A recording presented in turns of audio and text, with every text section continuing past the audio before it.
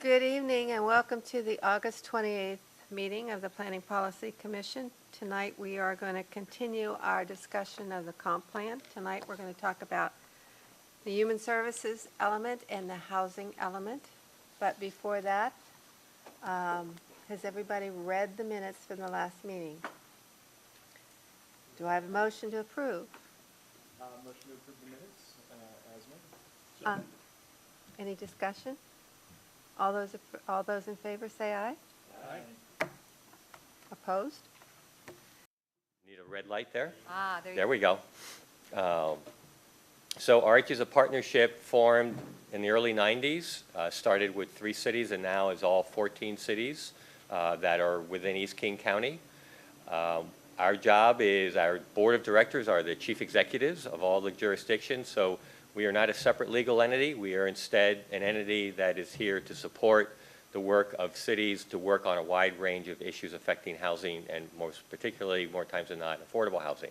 So tonight, I'm sort of here as part of the planning staff. And so this is something I've been working with your city and a number of others over the years. A couple of contextual points in terms of thinking of the Growth Management Act or what we're doing here tonight. And that is, we will be looking at, under the Growth Management Act, which is the originator of requirements for doing comprehensive plans, there is language in there related to housing and affordable housing. And so one of those requirements is that cities should be planning for all economic segments of the community. They also should be doing a wide range of densities and types and varieties of housing. And they should also look at preserving as well as new housing. And so that's the language. It's not very much that's in the Growth Management Act about housing, but it's pretty basic and pretty encompassing requirements. The other part that is very specific about the process is a housing needs analysis, and that's the document that's your attachment A. Today, what the cities in East King County decided to do this go-round of updating comprehensive plans was to do a single housing needs analysis. When ARCH was formed, we drew a circle, and not we, the people who were involved, saying housing issues. There was a citizens task force with a wide range of people from the community and professions saying housing markets are not defined by city boundaries. There is a lot of overlap on how housing conditions affect one another in an area. And so the ARCH sphere of influence was drawn as basically what we thought was a housing market area. So it goes from the border of King County on the north down to Issaquah, Newcastle, Mercer Island, and from Lake Washington out to the urban growth line. So that's the context of why we formed ARCH. Is there's probably a lot of similarities, and this is Mike Stenger who just walked in. He did a lot of the work with your staff on both the needs analysis and on the comprehensive, on the plan policies. So the concept was, in doing a needs analysis, is there's a lot more similarity than there are differences between the jurisdictions. So the document that you had, and I'm going to go through some of the information, is saying, let's look at, sort of tell the story of East King County and noting where there are significant differences between cities. And that's this first section. The second section that you have in there is related to specifically Issaquah. Every one of the jurisdictions, we are writing sort of a subsection saying, where do you sort of stand out as being different? And also one of the other components of that on page 2-4 of the packet of the needs analysis is sort of a summary of some of the things you've done. Keep in mind that this is an update and that this city has been working on the issue of housing for 20 years. And so there's a lot of things you already have been doing. And so in that, we tried to highlight some of the activities the city has already been undertaking. And then the last section is lots of data. So we take sort of all the charts and we let you look at your town so you can compare it to those countywide averages or the East King County averages so that you can really see some of the nuance. So that is a requirement to do a needs analysis. That is explicitly required in GMA. The way we approach this is meeting the requirement for everybody, and we thought it was more cost effective and efficient for us, but we also thought it's very helpful for cities to understand the broader community, the broader market area that they're part of. Then the next layer is there are countywide planning policies. So that's where jurisdictions from a county get together and they establish some broad countywide policies that guide the different elements. And so that went through a pretty major update in the last go-round a year and a half ago. And so part of the statements that are in there, and that's where there's more specific language, is one, local government does have a role in housing. It may not be the direct provider of housing, but things you do influence your housing markets, both indirectly and directly. That there are needs for very low, low, and moderate income. Before we had low and moderate, now we're recognizing that there's another income category that was sort of folded into one, and we realize the differences, and we'll come back to that in a minute. That we all want to strive to meet a proportionate share, and the main thing that sort of came out of this process is we realize not all the cities are the same. So instead of sort of focusing on numbers, we say focus on understanding your differences and targeting your efforts to try to meet proportionate needs based on local conditions. So that's kind of, and then the other part is watch what you do and respond. If your first go at it doesn't get all the results you look at, go back and look again, understand what happened, and try to go and update your activities and things. And so that's probably where a lot of the cities are now, is because they have been planning. This is an opportunity to look at this and say, where might we go next? Are we doing the right things? Should we modify any, or should we move forward? And we'll come back to that as well. So that gives you the basic context of where you're starting from and now working on your comprehensive plan.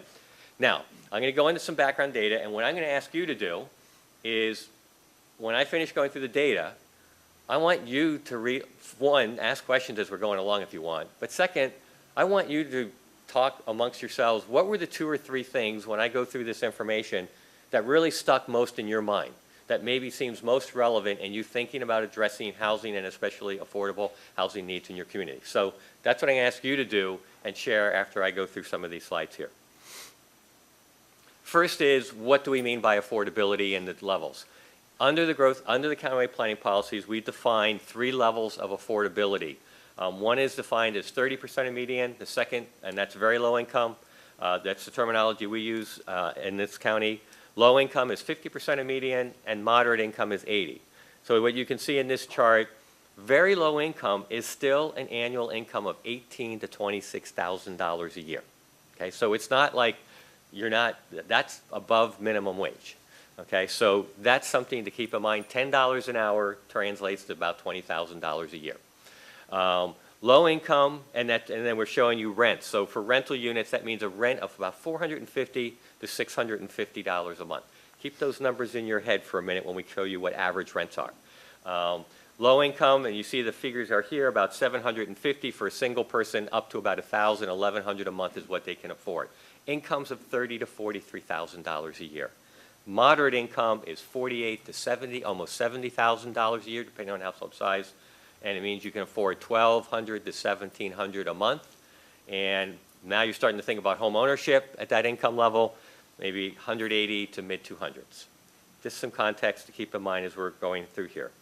Now, what we've done in the countywide planning policies is, what are the proportion of households in each of those income categories when we look at countywide? And the figure is, it's about 12% each in both the low and the very low and low. So there's 24% of all households are either very low or low income.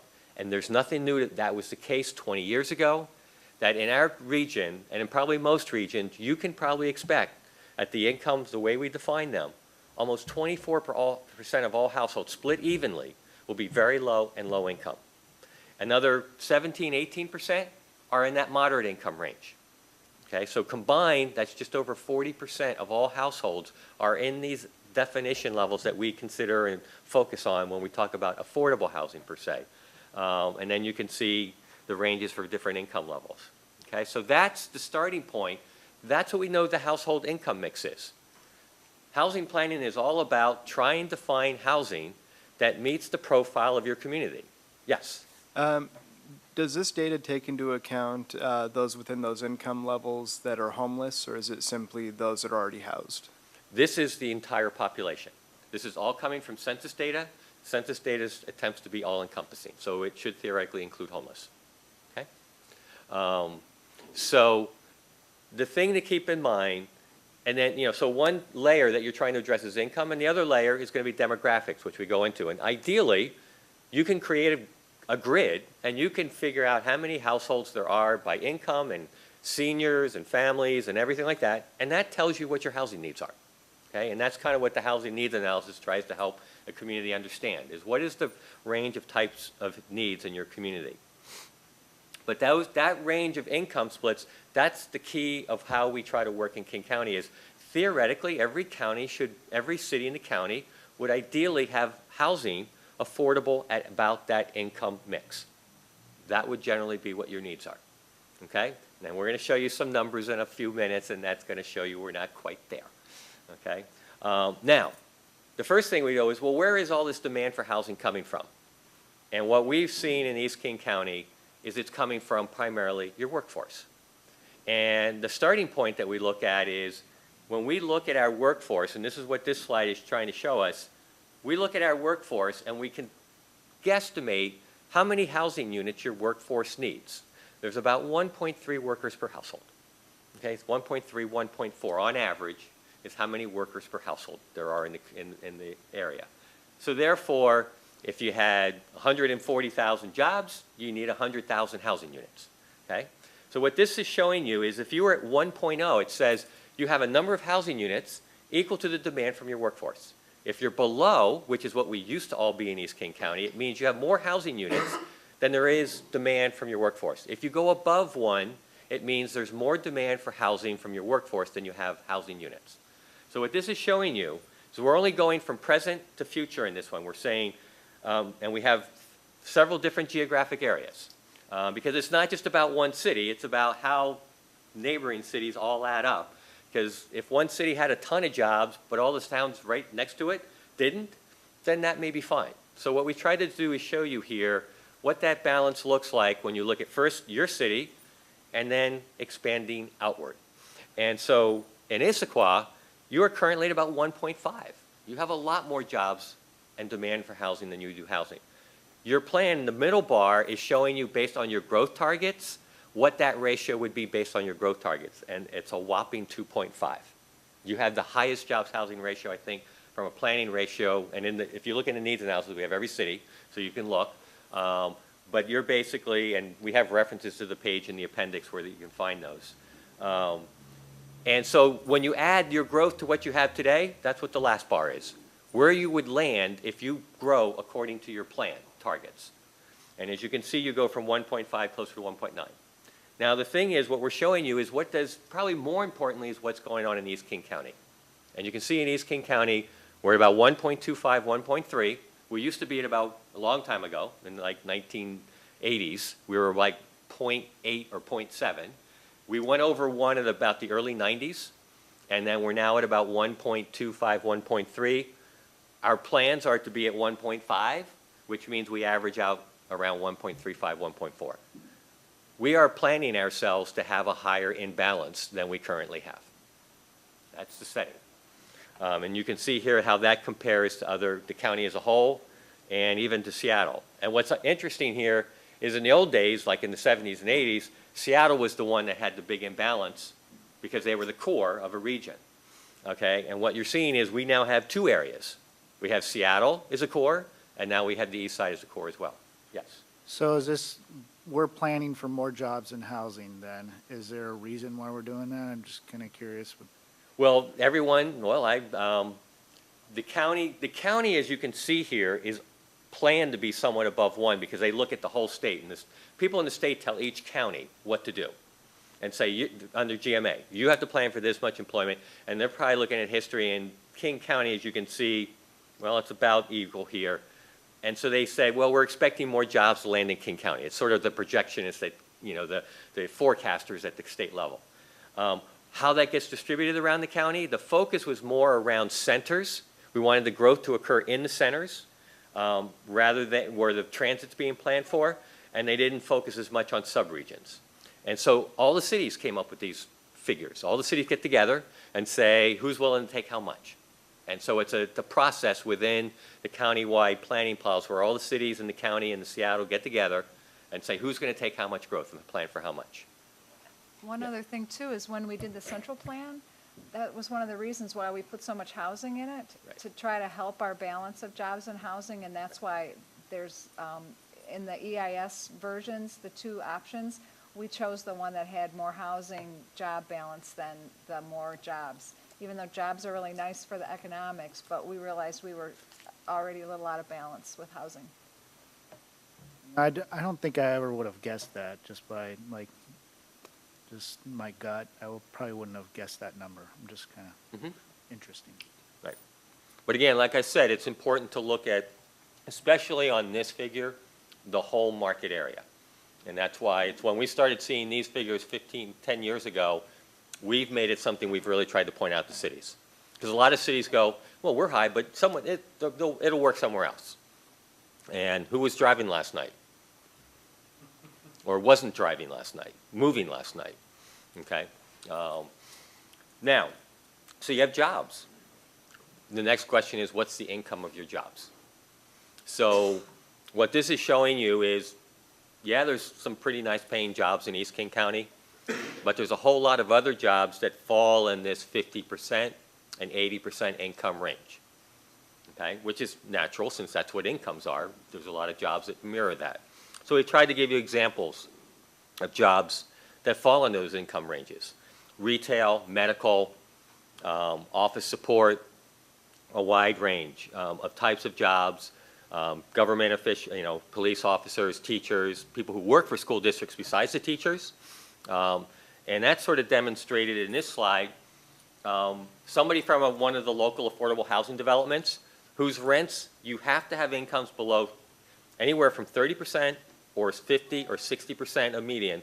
So that's the highest income you can have to live there. And here is a sort of a profile of people living in that building and where their jobs are. Okay, and this is an East King County development. And this is a survey they did of all the people when they moved in, where they're working, or of those who work. Not everyone works, but most of the people do work who live in the building. There are some people on disabilities, but if the people work, it gives you a sense of the range of types of jobs they have and where they work. And this other slide here also is trying to show you similar things at different income levels. And $15 an hour translates to $30,000 a year, or 50% of median. And $20 an hour is $40,000 a year, which, depending on household size, is anywhere just below 50% to around 60–70% of median. So this gives you just an idea of the range of. We have many people in our community who are earning these salaries that are low and mod, that are part of our economy. Related to that, we had a conversation with the, what's the committee? The Economic Vitality Committee. And they did a survey, what was that, 2 years ago now? And this is the result of the survey.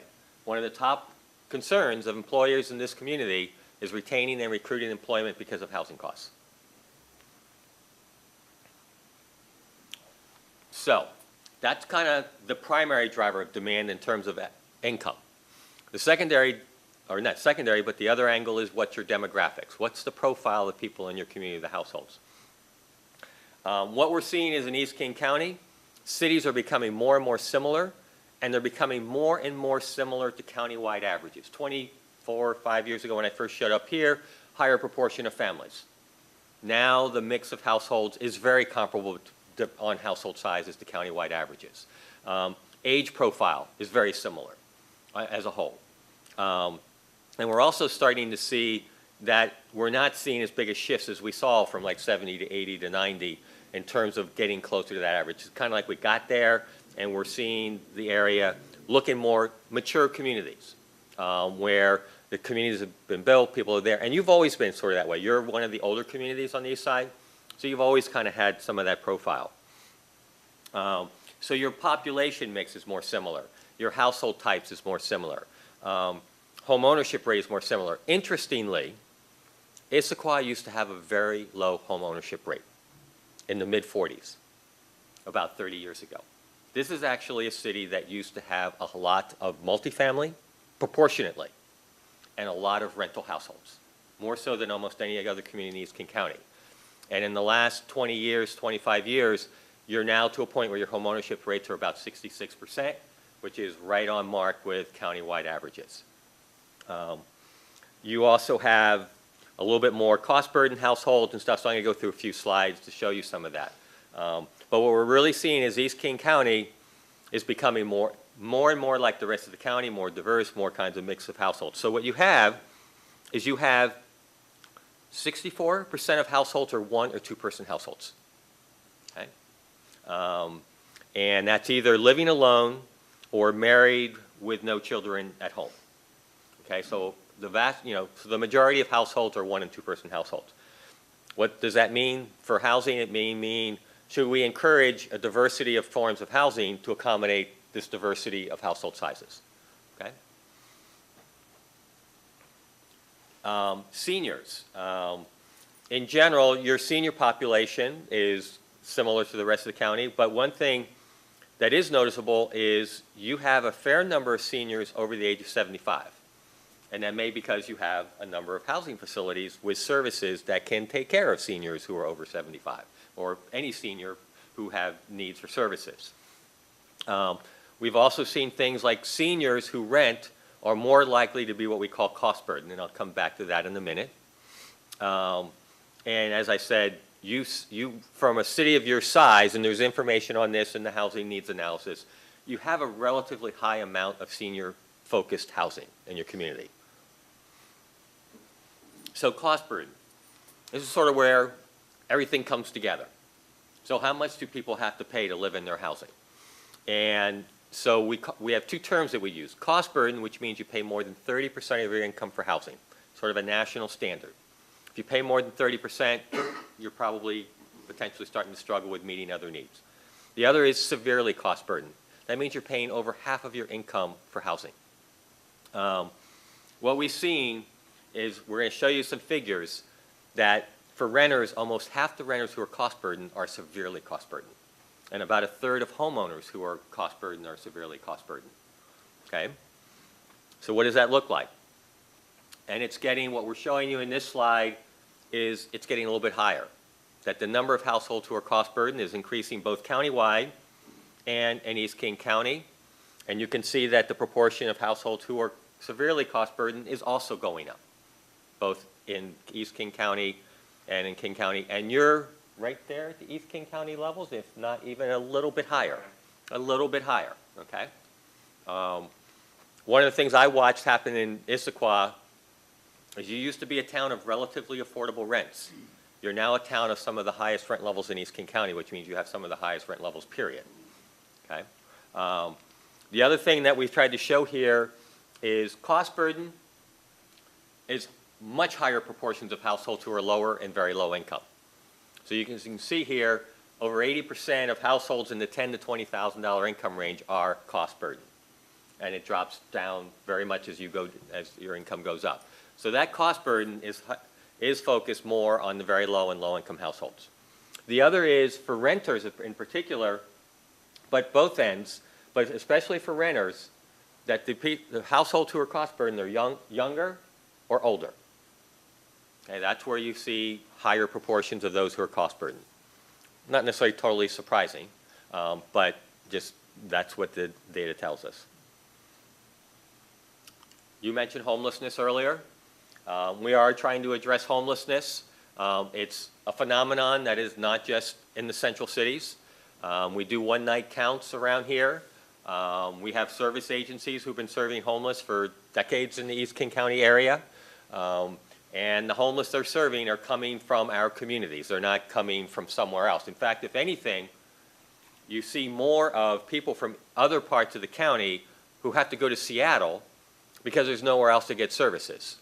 Okay, so that's something we've seen. We've opened up several winter shelters the last few years, emergency shelters, and those are full, and they're primarily people who are from our communities in East King County. In East King County, we probably have more families who are homeless than on the average for the county as a whole. And as you can see in that last bullet, this is from a few years ago, about 17% of homeless single adults are from the east side. That's basically the place that sort of takes all the calls. They kind of ask where was your last place of residence and things like that. Yes? Now, working with Archer, working regionally, has there been any impact? I'm looking specifically at the second to the last bullet point in terms of homelessness and women with children. Has there been any statistics or surveys done in, I believe, about the last 6 months to a year on the on the Seattle Jobs Assistance Ordinance and the impact on homelessness in that population? The job assistance, Ordinance, it was the one put forth by, I cannot remember the name of the organization, but it was regarding use of criminal background information in Seattle jobs within the city of Seattle. I don't know. We'd have to follow up and see if we can find that out, but I know the people who might know, so we can ask. Okay. Okay? And was that the question? Was there a related? Yeah, it was something. And then a follow-up to that is, has there been any analysis as to whether that's holding true within East King County specifically, as far as that bullet point? About the domestic violence? Yes, and homelessness. We have a group, oh darn it, LifeWire. Every nonprofit out there has changed their name in the last 10 years. So I have to, formerly Eastside Domestic Violence, who runs several homeless programs in East King County. In fact, we funded their first one through Arch like 20 years ago. So we know they have been dealing with homeless families who are experiencing it. So I don't know if it's half, but we are seeing that the issue of domestic violence and linkage to homelessness for families and women with children is definitely true here. So unfortunately, they've been more than busy enough. And there it is. So what's our housing supply look like? I've alluded to this to some extent. Countywide, average rents are affordable in the moderate income range. And I'm going to show you something, I think, in a minute that's a little bit of a scary trend that I hope is a short-term one. And rents in East King County are higher in general than rents in the rest of the county. So rents in East King County are typically higher. We've seen rents over time seem to go up and down with median income, but in the last 2 years at least, we have seen a much higher increase in rents than income. And I don't know if I have the slide I'm looking for, maybe the next one, but what this slide is trying to show us is how many housing units are there that are affordable at 50% of median rental units of your total rental supply are affordable at 50% of median. And you can see here, the blue is how many units, and the green bar is what percent of units. So as you can see, we have a much lower percentage. Now, you might say, well, how many renters are low income anyway?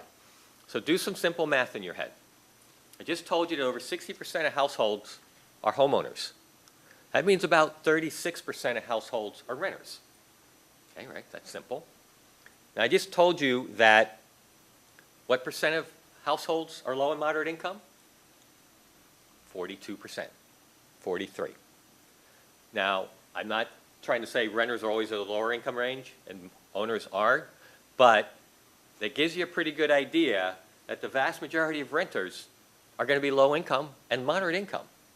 Okay? I mean, there's nothing wrong with that. That's just the natural curve. I mean, if 40% of all households are low and moderate, and just given what it takes to own a home, a very high proportion of renters are incomes at 50%, because remember, 24 of that 42% are low income. So do a little simple math in your head, and the point I'm trying to make is a whole lot of the renters are earning low income or moderate income. So have you taken into consideration the downturn in the economy and people losing their homes through foreclosure and short sales that need to go out and take over the rentals, which allow the people who own them to raise the rents? Well, darn it, I didn't put that graph. Where's that graph in the chart, in the table? The one that shows changes in rent over time. See? And home prices. I'm trying to remember where a certain chart is. And basically, the point I was just making. That is at A35, I believe. Thank you.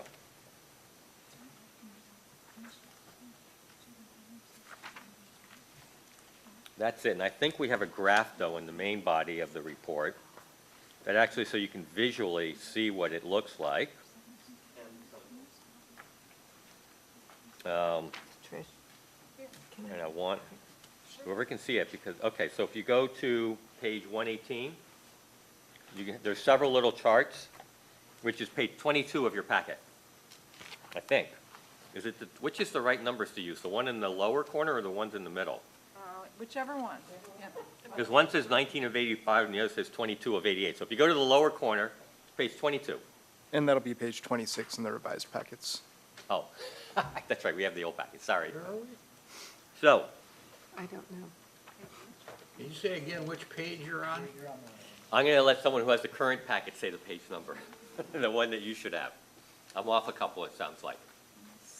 And the, We're on It's the line. one that has all these little. You're on the right one. So, Right. yeah, it's It's page 19. of 118, 88. it's 1-18 of the actual needs analysis.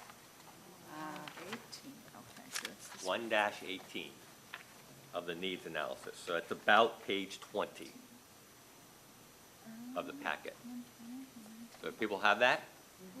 So I can't, what you're seeing there, and what isn't on here is 2014. In 2014, I saw something I've never seen in 30 years. The average rents in East King County are at 80% of median. If you look back at the history, you can see that top light bar is what you can afford for rent at 80% of median. The second bar is what average rents have been in East King County. We just got the 2014 data. It's hit the bar. I've never seen that in 20 years. And I've never seen an average rent that's like at 80% of median other than like maybe the Silicon Valley. So what's making that happen? Is it people coming into the rental market who used to be in the ownership market? Is it job growth? Is it there was no housing growth being built for 3 years? Because you can see it also drops pretty quick in some periods when you look back over time. But I've never seen it let itself get that high. And I don't know what that means. I don't know if it's going to drop a lot more or there's just so much more employment over here that you can do it. Then when we have our job growth, they can, so is it the job growth or people entering the rent? I don't know what's the proportion. It's all of those things. At least I think it's all of those things. Okay? Now, let's see. Let's skip the page. So then what's our housing supply look like? And how are we doing towards meeting our goals? The main thing is the cities are able to and have been meeting their goals for overall housing growth. That's the main, and that you have enough land planned to meet your future planning growth goals. So everybody, all the jurisdictions theoretically have enough capacity. The other is, yeah, we saw a drop in home ownership rates for the last 3 years, but we're still above 60%, which is historically a rate that's when we're generally pretty healthy economy where we've been at. Now, what is different than when I first showed up here, 1990, is many of the cities, like yourselves, are planning much of your future housing growth for your centers. So you're not alone there. Bellevue, over 80% of their capacity is in their centers. Their mixed-use centers, primarily downtown and Bel Red. Redmond is also at almost 80% of their growth is planned for downtown Redmond and Overlake. But many jurisdictions, you're in there as well, you're right up there. Your capacity is in your centers. So you're all planning and very similar. Now, a lot of that's pretty positive in a lot of ways. It could be very positive. But it also is something to be cognizant of for a couple reasons, or things that we've thought about when we look at this. First, it's a mixed-use zone. Some of them haven't had housing. Will the housing really happen? They've been more historically commercial or office, so is housing going to work? The second is that housing, as multifamily housing, is more expensive to build than the garden-style stuff we were building 20 years ago. It's more sophisticated buildings, fire sprinkler systems, structured parking. They're more elaborate buildings that have a more expensive envelope to create. So how does that affect affordability? Third is, this is where we want all of our growth to go. So it doesn't mean just singles, which is what everybody talked about 20 years ago. Is if these are going to stay vibrant communities long term, they probably need to address a wide range of your housing needs for families, singles, all kinds of households if they're going to continue to be vibrant. So how do you make sure these neighborhoods are such that the market wants to provide that housing and build it? So there's a real challenge here is you're not reserving this land for housing long term. You're creating an opportunity and you're hoping that you get a balance in these areas. But there's no guarantee through your zoning that you will get that balance. Okay?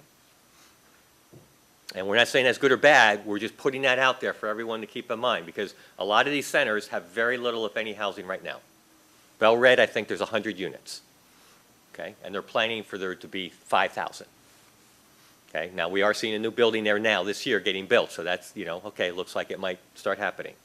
Affordable housing, that's my last point before we get into your policy stuff. How are we doing on affordability? We've met about 66% of our goal, and I'm going to have a chart in a second. Appendix S has some detail for you. Issaquah's have been meeting about 62%. When we add all the cities together and we add all their goals for affordability up, it's about 66%. And it's basically your goal is 24% of your growth, an amount equal to 24% of your growth you would like to see be affordable to low income, and 17, 18% of your growth you'd like to see affordable to moderate income. That was sort of the old approach. The new approach is to say, look at all your total housing supply, and if you're not to those percentages, you should be trying to get as close to them as you can. But these numbers here are based on saying, based on your growth projections, if you'd had an amount equal to 24%, then you would have, you got 66% of the way there. And you, I mean, I'm sorry, this is moderate income, that's your 80%, so you got 66% of the way there for the moderate goal. For low income, we're less than a quarter of the goal. For low, you know, at one level, that's not bad, it's not nothing, so that's good, but it's a quarter of what the need is based on your growth. And that's what this chart, which is in your appendix, is showing you. And the thing I just want to point out here is to reach low income, when we work with cities, or cities are using a variety of ways to try to create housing affordable to all income levels, and in particular low and moderate. And that is, first, the market. If you plan right, the market, you know, ideally, the market would take care of all our needs. That's how we like to do things in this country for housing. We like the market to do it, okay? Or everything we can to have the private market meet the needs. And so the first step is, what do cities allow? I mean, you used to hear in the 70s, 80s, even recently, HUD would go after, the National Housing Department would go after cities because they'd only zone for single-family housing, okay? And so how are you going to have affordability if everything's single-family? This region hasn't been guilty of that for a very, very long time. Well over 50% of your capacity has been multifamily for a very long time. And that's the first step to having affordability. So you've actually managed, through the market, to create housing that's affordable technically at moderate income. Now remember I said market rents are about 80% or less? Most of these units in new construction, and the thing to understand is new construction rents are, pretty common sense, higher than average rents. It's just the nature of the beast. But you still managed to get almost 2,800 units built through the market that met the test of being affordable to moderate income. Most of them were small apartments, one-bedroom studios that were rental. Very few ownership. And how do we know this? We survey every new multifamily building built since 1995 in East King County when they open up. And we say, what are your rents or what's your sale price? And so we've been tallying that forever. The second approach is using incentives. Something that gets the market to still do it without direct subsidy. So that's your MPD, your master plan communities that said, builder, we're going to let you change a hillside into a developed community in exchange for some percentage of those units must meet an affordability test. So that's a major land use incentive. More and more cities in East King County are doing that. You did that with several other developments. Now the Central Issaquah plan requires in one area, incentivizes other areas, say more density, affordability for a portion of those units. Accessory dwelling units, allowing mother-in-law apartments and units in single-family homes are considered by definition affordable to moderate. Did you have a question? Yeah, I do. Looking at Exhibit S1, you know, it looks like we're failing in having the market bring about affordable housing. For Issaquah. For low income, for Issaquah. Yes. What are Kirkland and Bothell doing that we're not? Because it seems like the market has been Okay, what has Bothell vibrant done? there. Yeah. Bothell's in the right part. It's in an area where rents are lower. Okay? They don't have, it's interesting, they're North County, Their housing costs, their jobs, housing balance is a little more in line. I don't know what all the factors are, but they're sort of on an edge of the housing market area that, in general, rents are a little bit more affordable. Yeah, so I guess my question would be more towards Kirkland, where the average rate is more in line with EKC, in that the rents tend to be higher in Kirkland, more in line with Issaquah, and they've got 43 units created by the market. Okay, so the 43 in that one, it's a college that built housing for students. So that's why that 43 happened there, okay? And also So- in Bothell. Right, so those are anomalies that they were both student housing. So is there anything that could be done to bring the market about? Right, so that was the point that was my next step, which is to get to low income. We've always seen, now some of these units have land use incentives, but land use incentives alone have very rarely allowed us to get to 50% immediate. Now Kirkland is trying something right now, and we'll see in the next few years if it works. Because my last slide before we get to the policies is about range of strategies and approaches.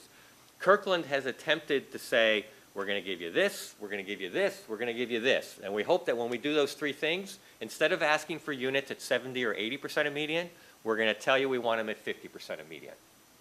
So that's when you were designing programs, you can sort of go, oh, we used to give you for every unit extra we gave you, we wanted an affordable unit at 80% of median. Sammamish said, we'll give you 2 because we want them at 70% of median. Okay? Kirkland has said, we're going to give you 2.5 and we're going to give you a property tax exemption. So we're going to add that all up and that'll get us some units at 50% of median. So you can take all of these tools and put an economic value on them and how you decide to marry them together. And what percent, you can either ask for more units that are at a higher rent level or fewer units at a lower rent level, okay? So that's part of the secret of how Kirkland managed to, and that number we hope will go up some more, because they had one building, they got one building that's gonna give us like 3 or 4 units at 50% of median. We're hoping in the future there'll be some more. But most of the time it's still hard to get all the way to 50. It's more likely with the land use incentives and working with the market that you might get to 60 or 70. To get all the way to 50% of median is pretty darn hard. And right now, just looking at M1, the affordable housing stock, the 2010 numbers, it looks like we've got a surplus in available housing at 81 to 100% of AMI, and pretty stable on the 51 to 80%, the moderate income. Yes, so remember that chart I showed you that showed what proportions of households are paying, actually, where's the chart that has the X on it? So showing people paying less than 20%. That's not in the report, that's in the, 101? that's in the slideshow. No, I took it out of the slideshow because I only had so many slides. Did you put it back? I don't think I did. While we're measuring people who are, I showed you that slide that showed you lower income people, 80% are cost burden. We have one slide that we've used, are you sure it's not in the needs analysis? The X? Okay. Where we showed what proportion of households pay less than 20% of their income for housing. Okay? Now, I've lived here for 24 years. Don't even begin to ask me what percentage of my income am I now paying for my house that I bought in 1990 and I've never moved. Okay? It's not 30%. It's not 20%. That as incomes go up, a much higher proportion of households pay less than 20% of their income on housing.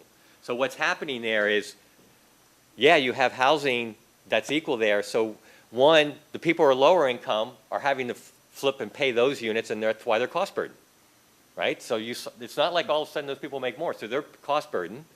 And then you have some people who are paying a lot less than 30% of their income in those units.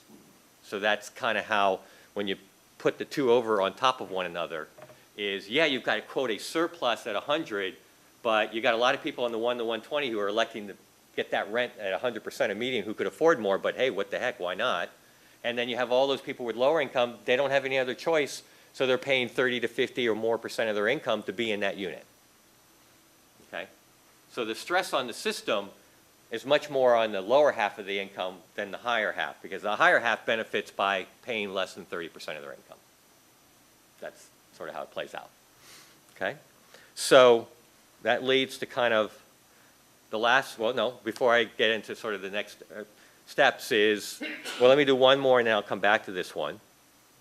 So what cities have at their disposal, and this is the comment, is the comprehensive plan is a community guiding document. It's not a land use guiding document, it's a community guiding document. So when you're looking at the policies that we have here, we can be looking at a variety of things. We're worried about the overall supply of housing, not just for lower income, but for all the income levels you have. You're worried about having a mixture of housing that profiles the needs in your community, the demographic profiles. But you're also able to look at tools in addition to land use. Yes, that's a major tool that cities have at their disposal. But there's others. You have a budget. You have funding resources.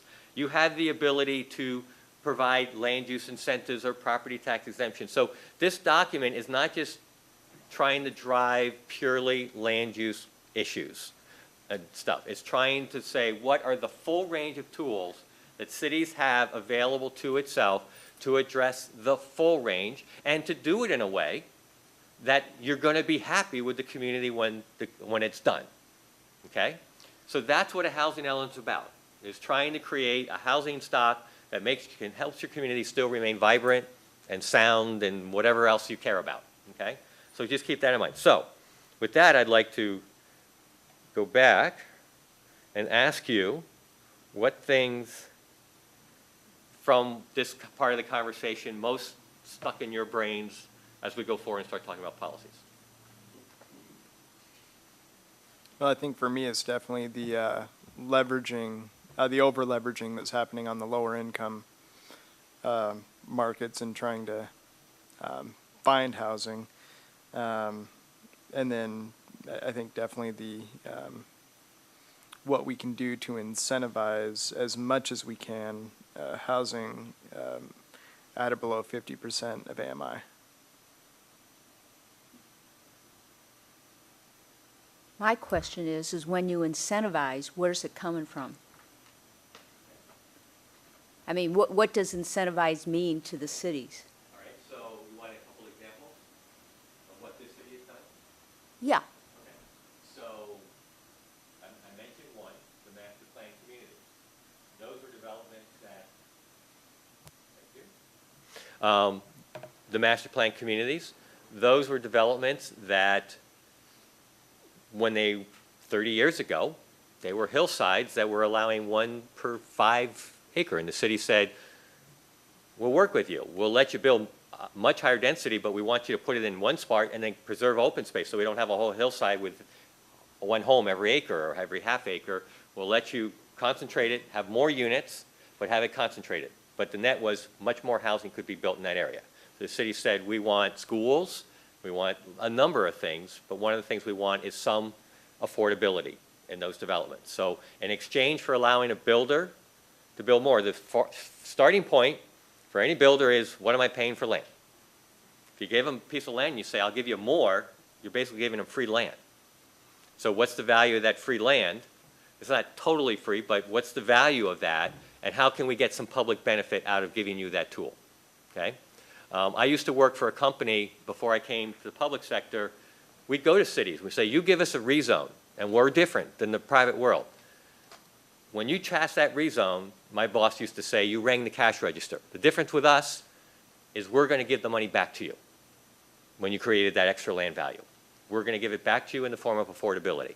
That's a main incentive for cities, especially here because of high land costs. Right? So that's a very positive or potentially strong incentive. Your city has waived impact fees some for new development for the affordable units. Part of the theory behind that is there may be more units. Our fees are based on a certain amount of money being raised. We're still getting the same amount of revenue or whatnot, but so waiving some fees for affordable units, portion or all.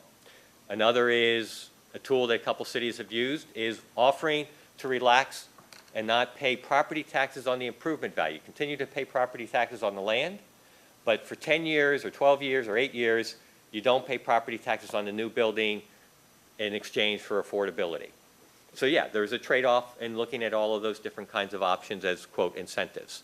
So those are the range of ones. 2 of them have some potential fiscal trade-off conversation.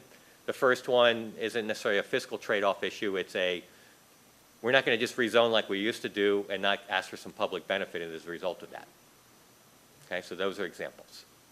So those are, I mean, just looking at these numbers from 1993 to 2012, the low income from land use incentives for the whole East King County looks like it was only 10. So I mean, why don't we just Well, make where are you some- getting that figure from? Let me from go back. S1, From S1. Exhibit S1, affordable housing created. I don't know what that is. Where's the 10?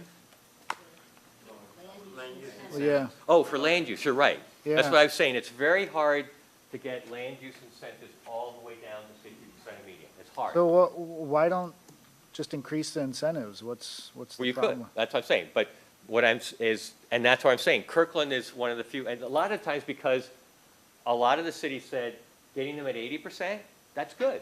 When we first started Yeah. doing it, it was like, hey, that's different. That's good. We're starting to say, yeah, but now let's look at the real, we're getting all this data and we're going, let's try to maybe get to 70 or 60 if we can. And that's a city choice. So when did Kirkland start their program? Right about when the recession started. So sometimes that's I think, I'm sort of glad you asked that. Downtown Redmond made a provision that all new development in downtown Redmond must have 10% affordable, but it's at 80% of median. Okay, and they made that in 1996, 95 or 96. Nothing happened for 10 years. Now, sometimes people say, oh, you blew it. You killed the market because you have this affordability requirement, which is what often cities hear. You're trying to create a new form of housing. So if you make this do affordability, we're not going to be able to build. It's going to ruin the economics of deals. Everybody driven to downtown Redmond recently? Right? It's happening. It's not stopping stuff. Part of the times it's because, and I'm saying this, is I've seen many cities make plans for urban centers that are 10 years ahead of the market, no matter what, to some degree. It takes time sometimes for things to get to where you need to go. Now, what Redmond did is they said, okay, we get it, pioneers, we'll define affordability a little looser for the first 2 projects. To sort of say, for the guys who are willing to jump in first, we'll make it a little bit easier for you. And then, but Kirkland, on the flip side, when their downtown was being replanned, they went, oh my gosh, the developer's saying if we put an affordability requirement, they'll not have anything happen. So they wrote their rules a little bit differently, and now it's going gangbusters in downtown Kirkland, there's no affordability. And they have no ability to go back later and say, wait a minute, we should have asked for some affordability because of the way zoning works. It would now be considered a taking to go back and say, we gave you something back in the mid-90s, and geez, we didn't get how hot this market would get, so we want to go back now and ask for some affordability because we changed heights. Both cities did the same thing, increased heights. One said, it's going to kill develop, the first guys are going to get killed, so we're not going to do it. The second one said, okay, that might be true, we'll just make it easier for them, but then it'll automatically kick in. And that works legally to do that. And have you seen, aside from, the program that Kirkland's trying, anything outside of East King County, Seattle or South King, or even anything that's been happening within your purview nationwide, if you've seen it? So you see a lot more of this stuff in California, which happened to be where I came from. Seattle, what they've done, this is why I mentioned the layering approach. Seattle has a very, very vibrant property tax exemption program. And they're starting to do land use incentive programs. But I'm not sure, I've been reading all their materials, I don't think they thought to layer them together. So the affordability requirements are 65 to 85% of median for the multifamily tax exemption, and they're 80% of median for the land use. And I don't think I haven't seen it, and I've read all the reports, and I'm trying to find out from them, did they ever think to go, but what if there's a place that's using both tools at the same time? Are you going to account for that somehow? And saying, well, wait a minute, you in this neighborhood, your multifamily tax exemption, you got to be down another 5–10% of median because you're already getting something else. So I haven't seen it, but I have seen it more in California where they will set requirements for land use incentives or requirements for new developments as low as 50%. I'm not quite sure how they do that because it takes other subsidies to make that happen. And I think I could go into a lot more and explain why I think they did it. But they're sort of trying to make some partnerships happen to use some financing that was available. And so they said, we don't care if our incentives don't provide enough value because there's something over there that we just want people to use. So we're going to set our requirements at a level that requires you to almost go use that other resource. Are there any programs within King County HUD that maybe provides, I don't know, grant programs, not the right word, but something outside of Section 8 that could be an additional layer in these? Well, that's here. The cities have, one of the unique things the cities have done is a housing trust fund where they share resources. And in the report, there's information on that.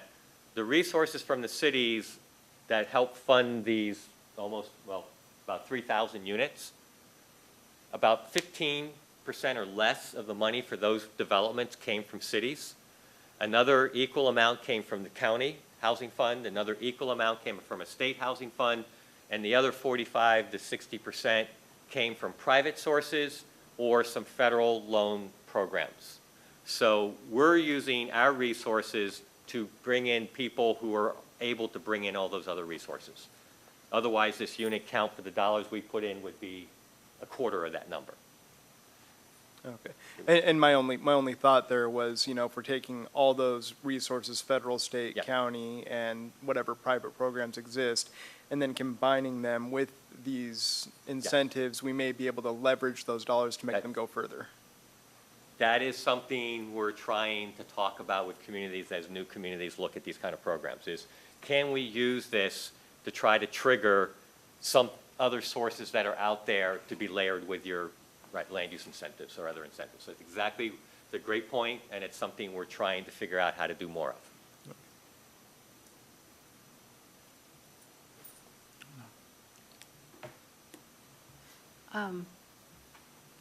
I don't think any of the affordable housing can be built without incentives, and they have to be specific and pretty darn good. I don't particularly think it's a whole lot of the value to build a big complex and have 2 or 3 affordable housing units in there.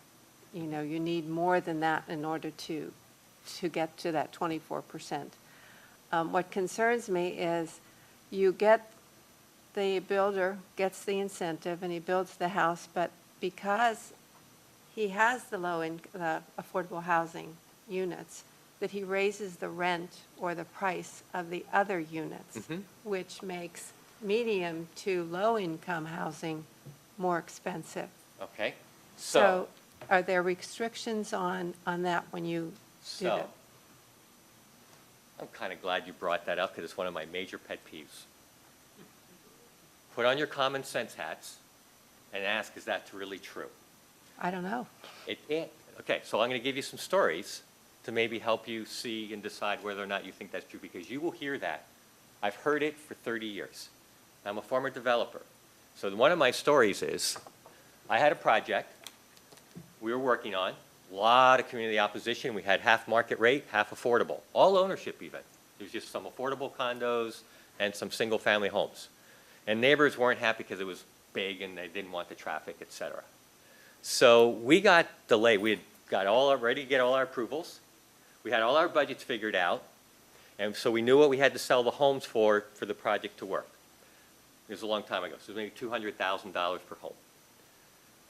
And because of who we were, something happened, and we agreed to something that caused a 1-year delay in our start of construction of the project to go through more neighborhood process. We didn't have to, but we agreed to. Our costs went up during that year $5,000 a unit. The market went up $20,000 a unit. Did we sell the homes for $205,000 or $220,000? $220, because people would pay it. People who are buying or renting they don't care what your costs were. Why do you think so many builders went under in the last 5 years? When the market went down, they couldn't say. My very first job was in this industry, was in 1974 mowing lawns for a local realtor builder who had 2 single-family homes in my neighborhood he'd been sitting on for 9 months in 1974, the oil embargo period. And he finally goes, I was helping mow the lawn, and he says, I gotta unload these things. I'm gonna lose 20,000 a unit, but I gotta unload them because I can't hold them anymore. So I'm just gonna get what I can get and move on in life. Builders take the risk of trying to figure out what the market will be at when they're done and work backwards to decide how much they will pay for land. If they get it wrong, they can't just tell consumers, you pay me more. You don't influence the final price point based on your actual costs. You will get whatever the market will pay you, whether or not it's more than your costs or less than your costs. Now, supply and demand can have effects, so if a city cuts supply like crazy and there's a lot of job growth, that will potentially affect that thing. But just because we're saying you have affordable units in your building doesn't mean you can transfer that, quote, cost, okay, onto the consumers of the rest of the building. Doesn't work that way. Never has, and I don't think it ever will.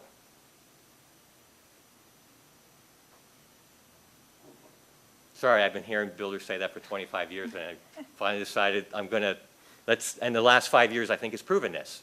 Because it's not about raising it, they had to lower their pricing. Because that's what the consumers would do. And they didn't keep their product off the market.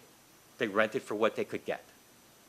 And that's why it's such a risky business. I'm not saying it's not hard. I'm not saying cities should be incredibly understanding and understand the economics and designing these kind of programs, because they take a huge amount of risk.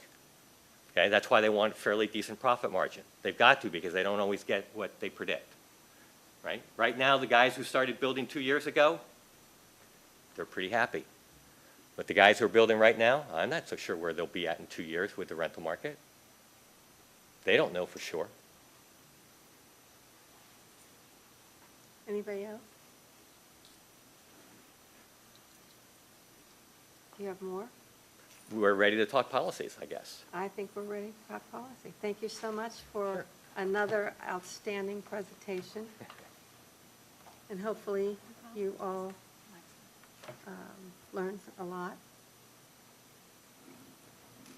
Trish, are you going to? No, Mike, Oh, I think it's fine. So we're just here now to be a resource for you guys. And she's going to do the typing. Right? Okay. Right? Okay, then. So we're still here. We're still, you don't have a microphone there, though. Oh, do we have to? You can have my mic. You're on TV, right? Do you have a way to do that? Or do you want to? Wasn't quite how I planned it, but okay. Is that long enough?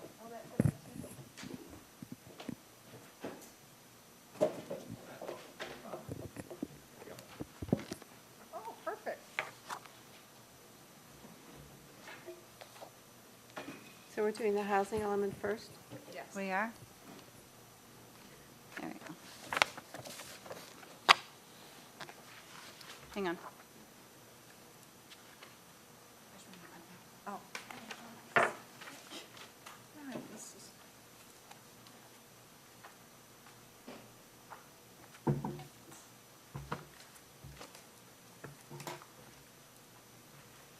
One second.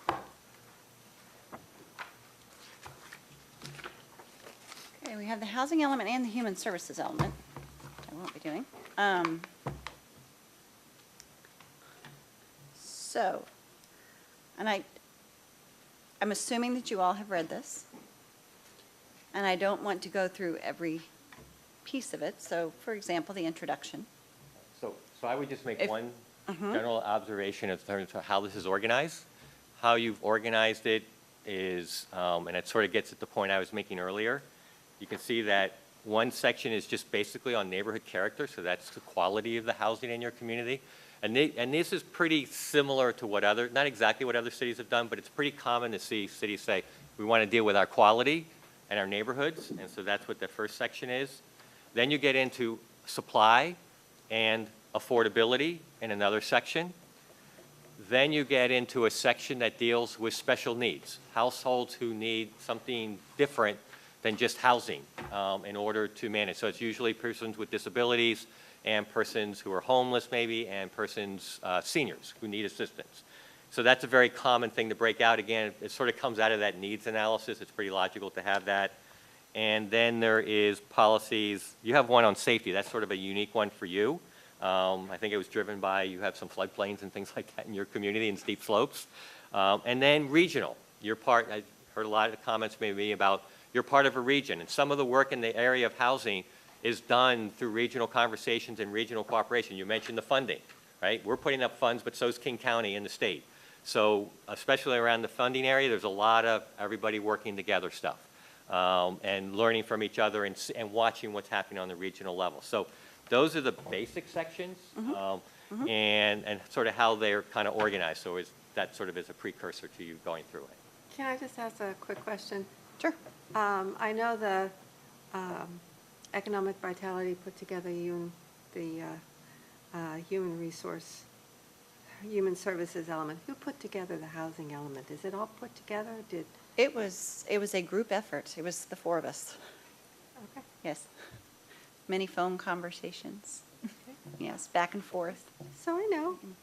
on emails. Yes, so it was the four of us. So this is a group effort right now. Right, and so one of the filters, especially Mike puts on, and we put on, is that the people who review housing elements, which is PSRC and the state, they've put out a lot of like guidelines of what you should address. And so we go through all of them and we go, okay, are all the boxes getting checked off? So that's one of the tasks we bring in that process, as well as, I've been working in this town almost as long as you have, right? I've been working on stuff in Issaquah for 20-plus years. So we're trying to balance making sure you cover your bases, but do it in a way that's reflective of your community. Okay, so we have our introduction and mention our continued work with Arch.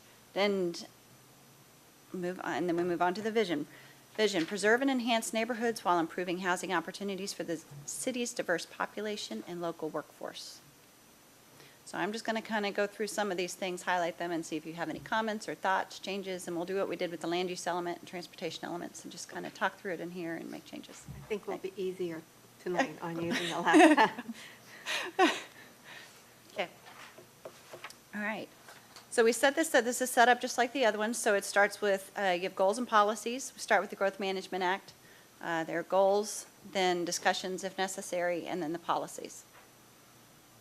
So Arthur already went through the Growth Management Act requirements that we have in here in his presentation.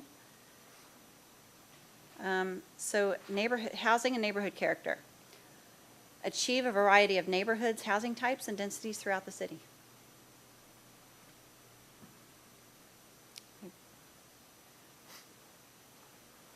Okay.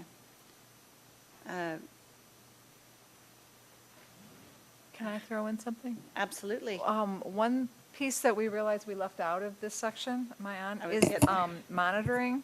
We have a monitoring policy for affordable housing, but we don't have a monitoring policy for all of our housing.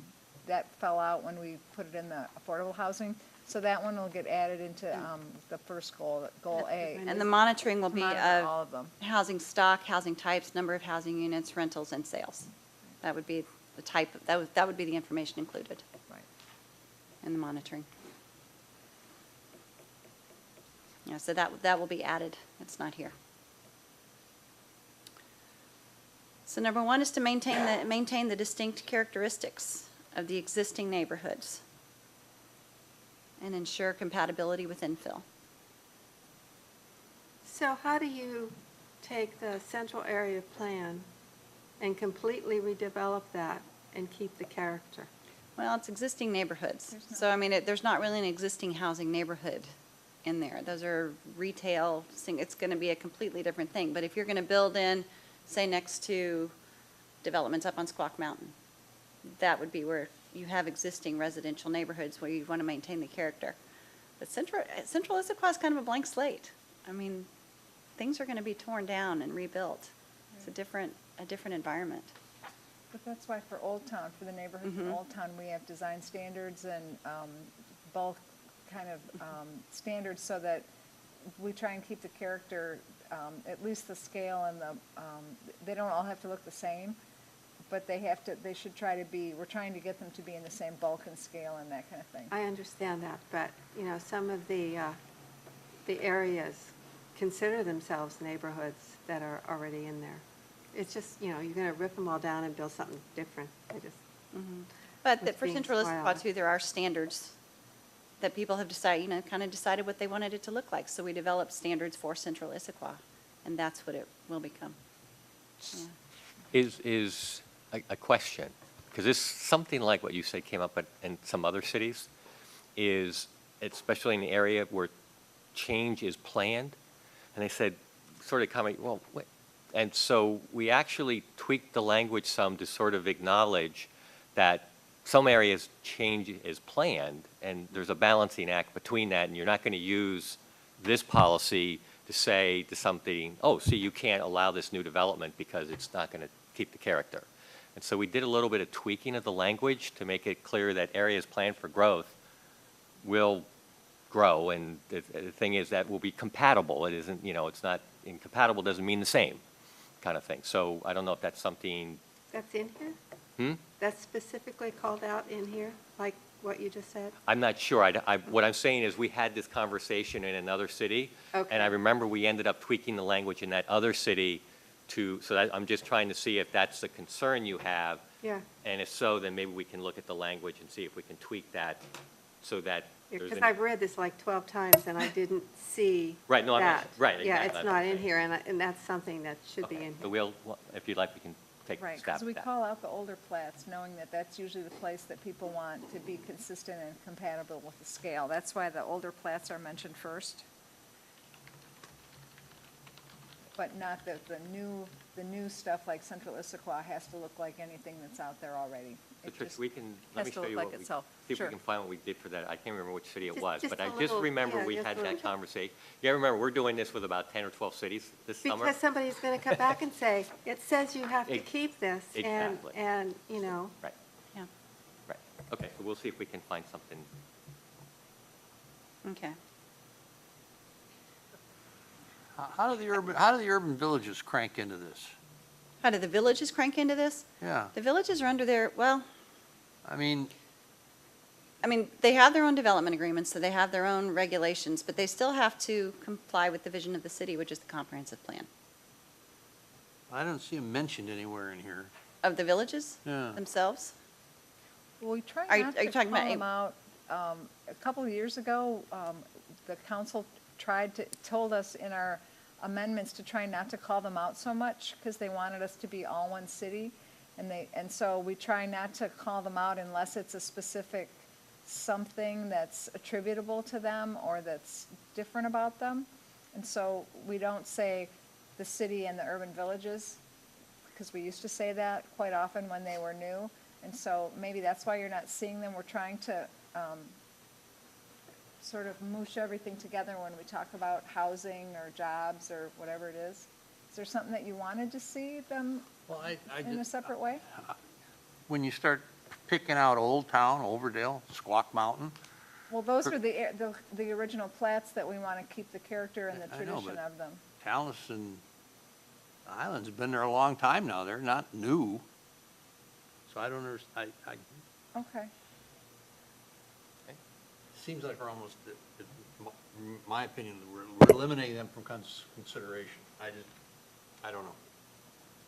So in other words, Okay. the comment almost is, well, if we're willing to call out Squawk Mountain as a neighborhood, why can't we call out some of the other MPD areas as well? Then they'll be like the rest of the city. what is the character of Overdale? Of Overdale, lots of trees, lots of open space around the houses. Okay. It just wasn't Traditional- consistent, so I was. Yeah, old traditional flats, Okay. Okay. speed bumps, yeah. And, you know, to echo that concern, we talk about neighborhoods specifically, but maybe if under the main heading of the policy itself, we added the word neighborhoods and villages under policy A1, that may put a little Policy A1. emphasis on the villages themselves and allow us to maybe even eliminate bullet point A if we're making sure that the village characteristics are maintained.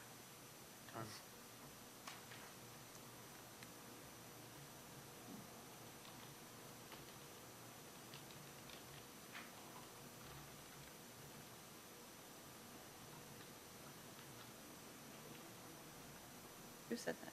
Justin, did you say that? Yeah, that was me, Justin. Okay. Sorry, I wasn't. All right. Okay, because there are so many policies, I'm going to say. Policies A2 through A5, I guess. Provide access from every neighborhood to the adjacent trail systems and facilities, parks and recreation facilities. Promote housing, different housing types, lots and sizes, row houses, lots on smaller than 6,000 square feet. Encourage planned developments, which would be the urban villages, to integrate different housing types and densities within these areas.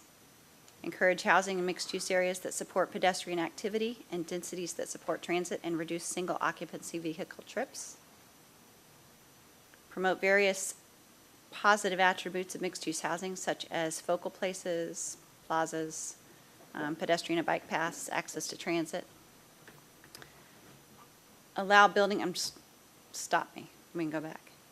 Allow building height and lot size flexibility, and add new higher density housing that should be located within walking distance of commercial centers, transportation services, and between commercial and lower density single family housing. So, thoughts, comments on those? So I just, working with several clients who want a one-floor condo unit. Mhm. There are a lot of one-floor condo units, but why do you want a one floor? So you don't have to go up steps. Mhm. So most of the ones in Issaquah are either townhomes, or if they are one-story, they have outside steps. So it eliminates a huge part of the people, especially the older citizens.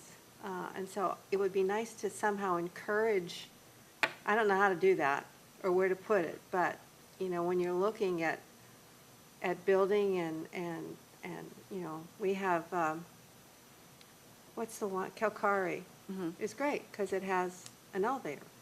It's still outside units, but it has the elevator. Most of the other ones don't. So that's something you really need to look at in your, So that could be something here, because it's a form of housing.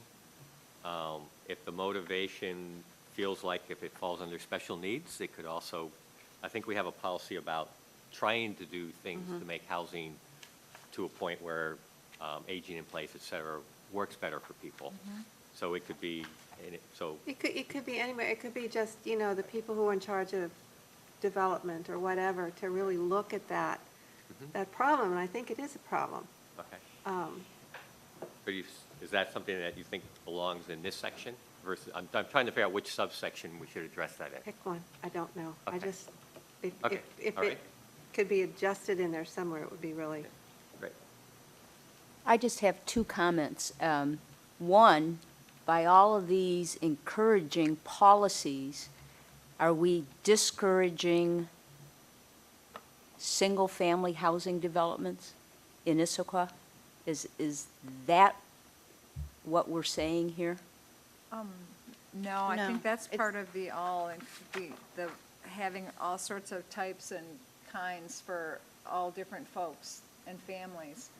Yeah, but if you read through these, they're all encouraging dense housing, multi-family structures, townhomes, But the very first. dense housing. The very first policy that we talked about, A1, talks about maintaining the distinct characteristics of the existing neighborhood. Of the existing neighborhoods. Right. The existing Okay. neighborhoods. What about new single-family neighborhoods? Okay. I don't see that anywhere here in the housing element. Well, if you look at policy A3, promoting a variety of housing types and lot sizes, including smaller single-family homes on small lots and multifamily. So it's encouraging single-family homes as part of that, I believe. We'll never see another neighborhood like South Cove. We'll never see another neighborhood, Right, land's too expensive. So Right. I guess the question is, when you look at your overall need, is that a good or a bad thing? In other words, you have single family now. So when you take, this is about your increment of what you will have in the future. And I'm not sure what the answer is, but some may say that's, I mean, given how much land we do or don't have, and I don't know if the issue is ownership or rental, and, you know, because one of the things we saw is that even though in East King County, the amount of new housing was over 50% was multifamily, we saw ownership rates go from like 60 to 65%, which implies, and I don't know what, you know, it's varied from cities, but almost half the, quote, attached housing that's being built is owner-occupied housing now. So I'm not sure what the dynamic is about saying we need more single family. If you have a lot of single family, you're trying to make, you know, what's the balance you want when you add it all together in the end? So I would think in asking that question, don't look at just, oh, my growth, but look at what you have. And say, what would we have in the end when we have up all the different uses? And is that a good mix in the end? I don't think she's looking at condos being single-family homes. She's, Right, no, I know, right. Okay. So I've heard different reasons why people say they want single-family homes. Sometimes they, because we want to keep ownership going, I'm saying, well, that's a change. You may want it from a land use point of view, then I'd be saying, you saw the graphic that we showed you that showed the cross-section of household types. I live on a cul-de-sac in Redmond, that's a single family, and 4 of the 8 of us have no kids at home. And do I need my 3? If I could be in that neighborhood in a smaller unit or in even a town, I'd probably love that. Okay, so that's, I think, what I said in the very beginning. Yes, in the 60s and the 70s, single-family homes was the prominent, what we thought was the right form of housing.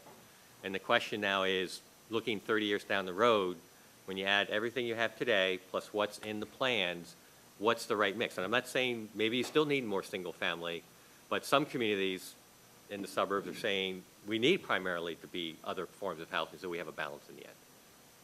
And Well, if you look at the latest statistics, when a house, single-family house goes up for sale in a neighborhood, they end up having bidding wars over that house. right, Doesn't that tell us something? sure. What does that tell us? lack of inventory. That there's a lack of houses for sale for people who want single-family homes. That's what it says to me, anyway. Right. And I'm not sure you wouldn't hear some other stories for other profile, but you're right, but also what are the prices of those homes too, increasingly? I mean, that's the balancing act that you need to sort of look at. And so that's what you as a community, with all the things, all this information. So I'm not saying right or wrong, it may be a statement that is good to emphasize. So I'm just saying, think about add existing plus new and see what your total looks like. So I haven't seen in the, this is kind of changing the subject.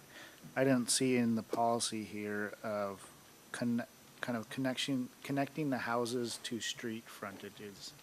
I think that's important. I know there's a street I drive down in Issaquah that, it's a multifamily building, and it has absolutely no frontage, no connection to the street that it's on. And you kind of have to get around to the entrance, and it just doesn't seem right to me. So I don't see a policy in here that would suggest connecting the building to the street. That's more of a design standard for builders, but we could put it in But there I that think it's a I think character as a thing, policy, character when it piece comes to achieving a variety of neighborhoods, just encouraging connectivity of housing to the streets. You're talking specifically about vehicular access? No, Because there's a 2 that talks about connecting every neighborhood with trails to parks and. You're talking about like the street front, yeah, it's front door to the street, street. yeah, Like yeah. So brownstone when you stuff. walk out your Oh. door, Okay. I think you should have some connection to the street. Well, there's a 8 higher density housing. Now, this doesn't address single family, but higher density housing should be walkable to commercial center services. There's, You're talking about specific building design. Yeah, I mean, like itself. Old Town, all those buildings front a street, Right. and they have an alley in the back, Brownstone? and Where you're, Yeah, yeah. Brownstone, where you're just right there in the street, yeah. kind of. So if it, Looking at a plan. I have a proposed Ooh, solution show up there. But promote various positive attributes of mixed-use housing such as focal places, private or public connections to the street, pedestrian and bike paths, Yes. access to transit and public outdoor We could areas. try and clarify that. How's that look? Yeah. Yeah, just somewhere. I mean, it's not, Okay. I just think something that, I think the neighborhoods that we really like and what really make Issaquah are those neighborhoods that connect, that have buildings that connect to the street. Okay. Okay. Okay, flying by the seat of our pants right here. We'll make it prettier later. Okay. All right. Are we good with those? I think this is where we ended. New, nope. Ensure that the city's programs, regulations, and land use practices provide equal access for people of recognized protected classes. Encourage energy efficiency and other sustainability measures. And support and encourage innovative and creative housing solutions to meet Issaquah's needs for affordability and diversity for a variety of household sizes, income types, and ages. Going back to A10, sustainability, I'd maybe want to see sustainability and conservation measures. So making sure that we're upcycling, recycling in the process where we are, as opposed to just looking at energy and other sustainability issues. Okay. Anything else on those three? No? Okay. Last two in this section, promote the development of accessory dwelling units within new and existing single-family developments and explore opportunities to promote ADUs. And encourage individual homeowners to reinvest in their homes by providing information and referrals to other appropriate agencies such as the King County Home Repair Program. Okay. Moving on. All right. You're right, Joan, it's much quieter. Housing supply and affordability. Realize livable ownership and rental opportunities throughout the city for households of all income levels through the promotion and preservation of affordable housing.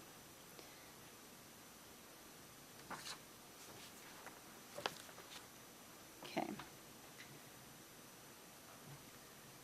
Arthur went over these numbers with you in the discussion. So it comes out to the city would be aiming for 12% of the very low income, 12% low income, and 16% of moderate income, where it used to be 17 and 29 and 17%. So it just changed it up a little bit. Right, and just to sort of clarify a little bit here, because this is where there was change in the countywide policies, is that's what you're trying to get to. And it's sort of like, and the reason we took this approach, this is now understanding how the whole county works, is there are some areas, like in South King County, where housing's a lot more affordable, where they were saying, we already have percentage of housing, probably have close to 20, 25% affordable to low income. So as we grow, why do we have to do even more? We've already got a lot. Our issue isn't about creating more, it's about taking good care of all that. We have a lot of low-income people, and they're in very poor condition housing. So maybe for us, it's about preserving what we have and making it more affordable, like get it down to 30% of median, not about just take a growth number and automatically say that's how much new we have to do. And so it was a recognition that, whereas in East King County, our percentages in all the cities are much below that. And it sort of was a way, and this is where I made the comment about tailoring your efforts to your circumstances.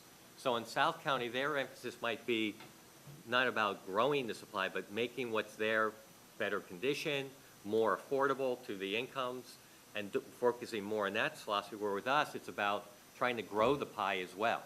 You know, so we should look at like new opportunities as in addition to preservation. Preservation is a good approach we can use too, but we need to think given the context of what our communities currently are at. So this is sort of saying, based on what your numbers look like compared to this, it gives you an idea of the kind of strategies you should pursue to try to get closer to that number. But you're not going to be, oh, you didn't get your 5,000 units, so you're wrong. It's, did you use all the tools in your power to try to get to that given your constraints in your community, okay, economic or otherwise? So did you ever discuss putting timetables on any, reaching a certain level so that, the city is actually working and striving to reach those goals? Right. So like, That's where the strategy plan And the comes in. monitoring Yeah, and the comes in. monitoring. So the idea is that like at least every 5 years, you update your data.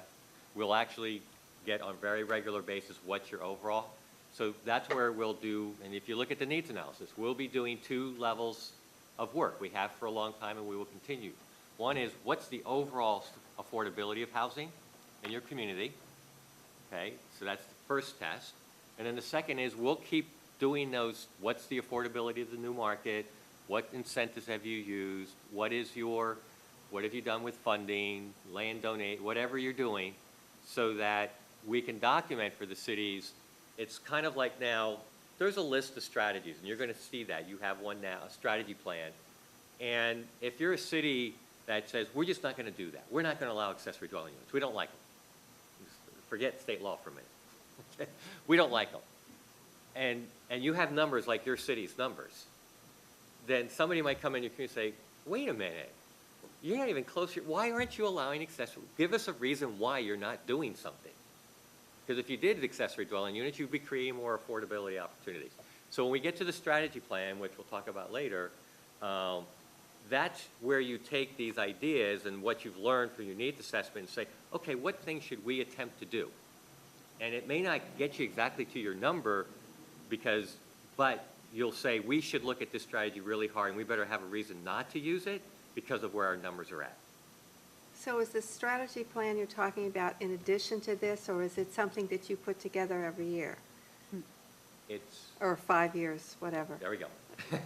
Yeah. The biggest problem I have with this is the words, promote, encourage, cooperate. Right. It's like, what does that mean to promote?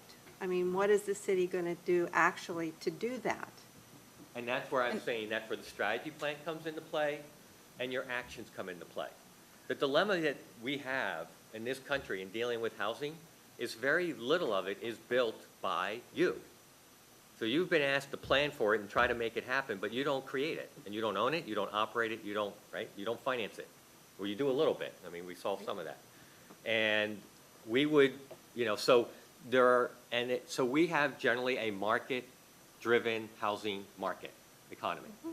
And there's a lot of complexities. What if interest rates change? You can't affect, right? We had interest rates go, I mentioned 74.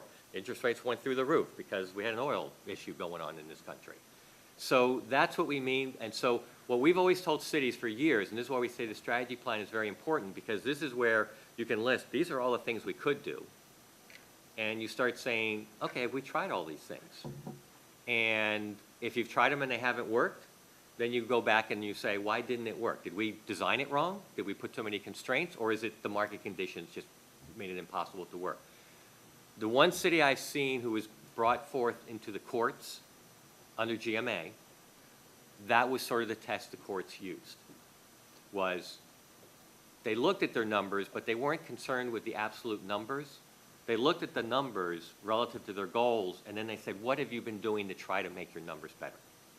Have you used all the different strategies a city like yours could be expected to use?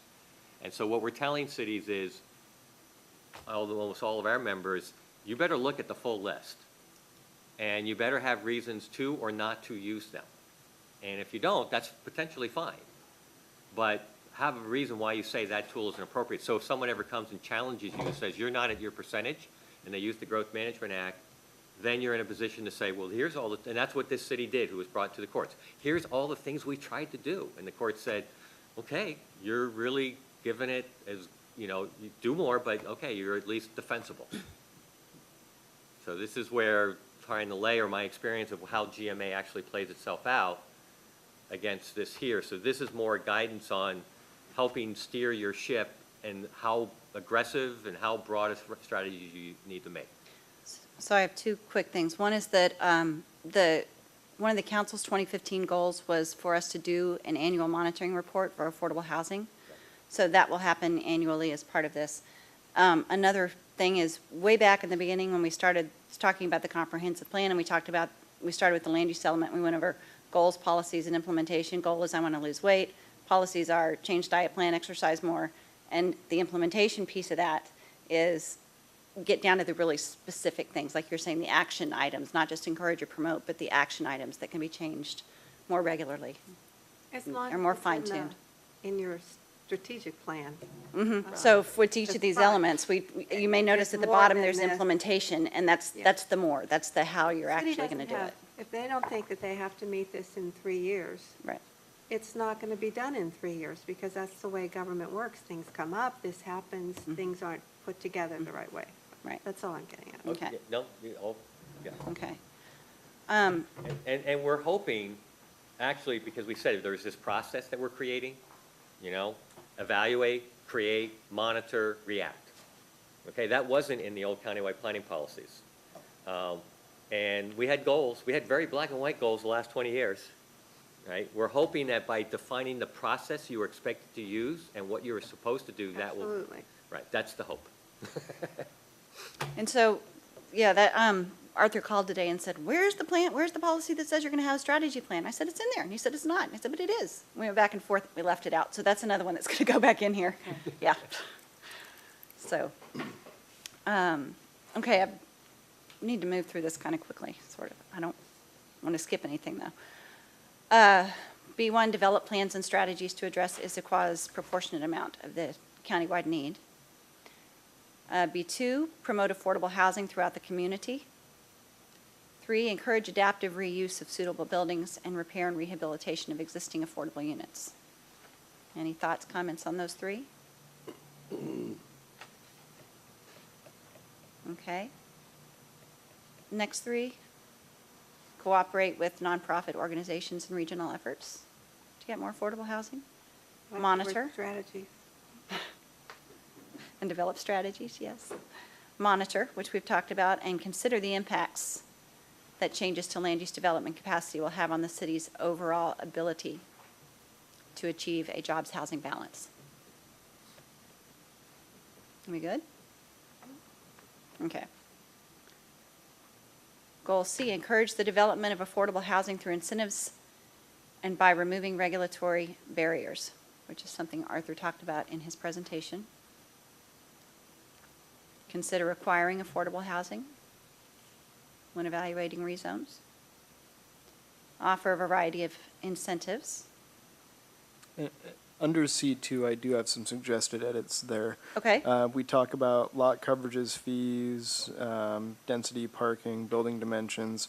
But I'd like to see added in there tax incentives, and then also possibility of subsidization using external funds or regional funds, which I get to under C5 as well, use local, and then increase that to regional and national resources to make sure that we're capturing all of the available monies available to us to do that.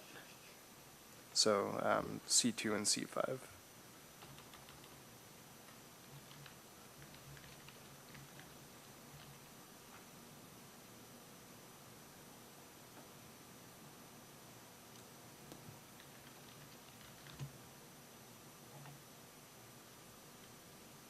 So yeah, under C5 would be local, regional, and national Oh, resources. sorry. Yeah. Okay.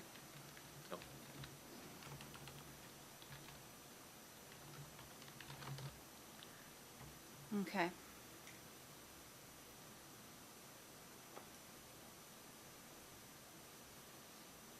Okay. All right. Allow affordable housing sites to be receiving sites for transfer development rights to assist with the development of additional uses that would support affordable housing. We just talked about the using local and regional and national resources to leverage other public funding and private funding. C6, give priority to affordable housing on surplus public purpose city-owned land if it is suitable for housing. Ensure that affordable housing achieved through public incentives or assistance remains affordable for the longest term possible. What does that mean? Currently, pardon me? What does that mean, longest term possible? There are covenants that are attached to affordable housing units, and I think the longest they can go is 50 years? No. No? But Third. ownership is a little different than rental. So the reason we don't just say 75 years or life of the building, Rental, Okay. we've gone life of the building often, but ownership, we've had to sometimes go 30 or 50 years because of the financing world. Okay.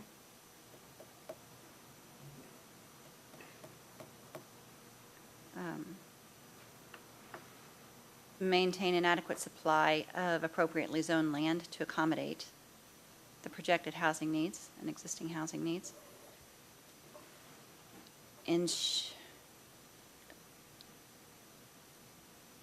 Ensure that regulations and processing requirements are reasonable, and make sure What- that you're efficient. What does reasonable mean? Make sure that that there's no excessive, unnecessary waiting for an applicant.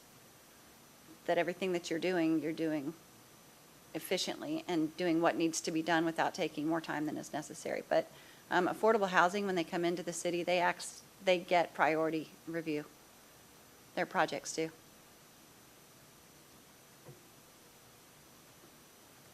So, That- I guess it's a definition thing. It seems too fuzzy to me. I'm not sure what that means. Reasonable to me, as a developer, may not be reasonable to the neighborhood that the development's going into. What would you like to say? Yeah. I don't know. Did you like her description of what it meant?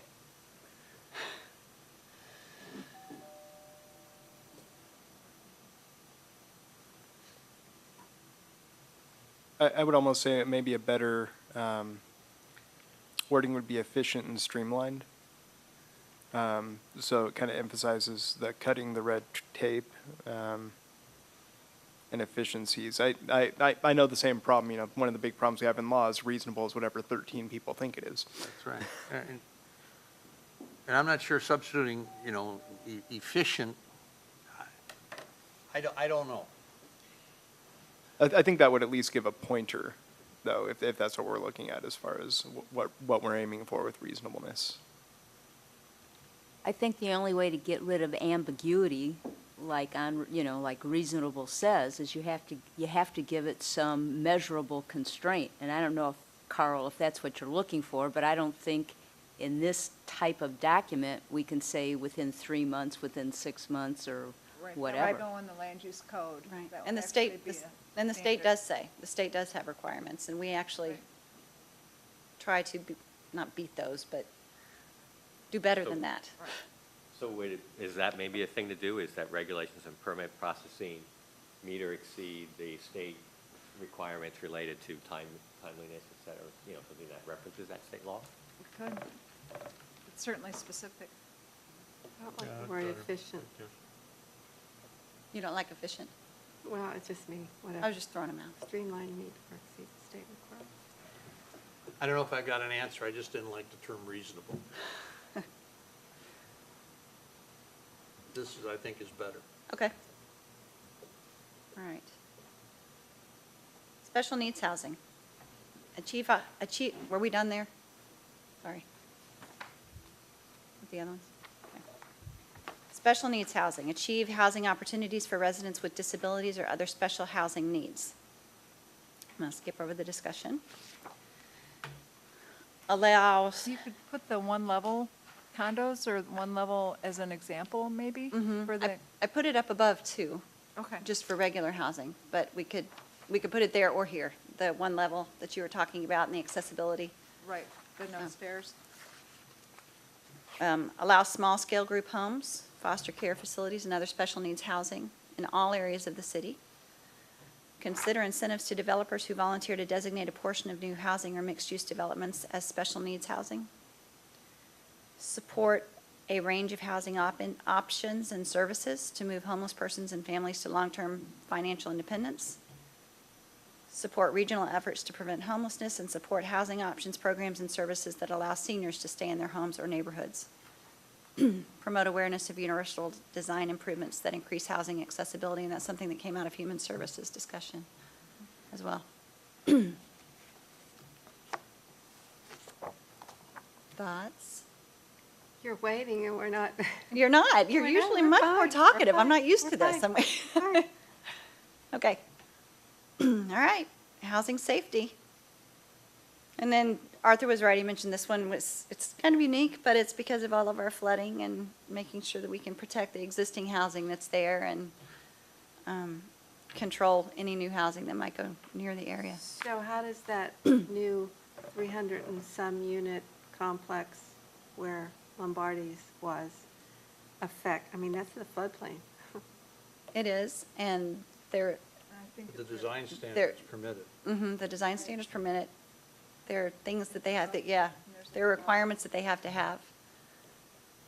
That would, I mean, I wasn't that involved in the project, but, you know, Right, but the waters go under, it's like right on Issaquah Creek, the same idea that the water would go in the parking structure versus the homes. It's Yeah, I but know. yeah. It's Yeah. just, yeah, yeah. okay. Yeah. It's okay if the car gets a little water, but So prohibit new housing within the floodway, protect property and inhabitants of housing that exists within the 100-year floodplain, and implement or support programs to move existing homes out of unsafe areas. Okay? Regional resources, cooperate with other jurisdictions to address our region's housing needs. That's what the first one says. Work to increase the base of both public and private dollars on a regional level, which is something that we do through ARCH. Cooperate with King County and other providers to achieve a geographic balance. Support housing legislation at the county, state, and federal levels that promote goals and policies of the housing element. And work with King County and other jurisdictions to establish GMA targets for jobs and housing that seeks to create a jobs-housing balance. The only change that I'd like to see is to policy F2, making sure that we're not closing off the option for local dollars as well, so making it available on a local and regional level under F2.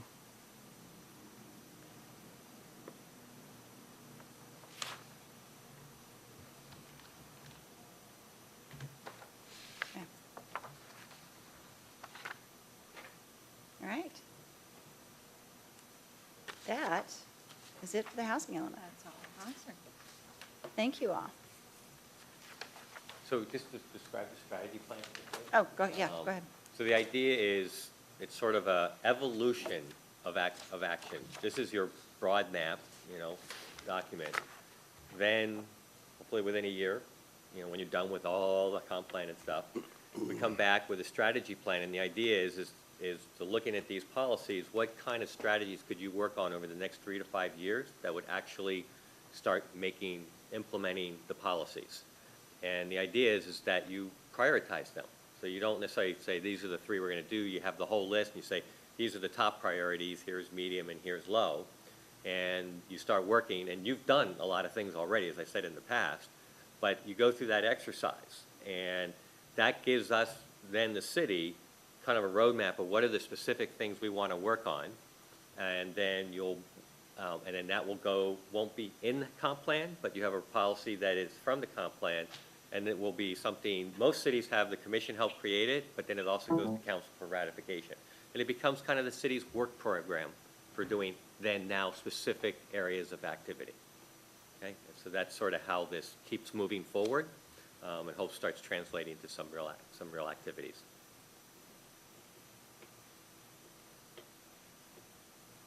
Any questions for Arthur or Mike? While we have them? All right. Thank you. I want all this done tomorrow.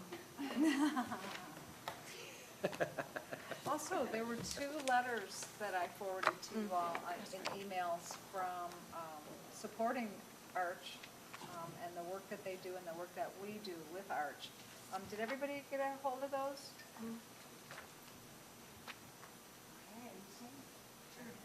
Thank you, Art. Thank you. Thank you.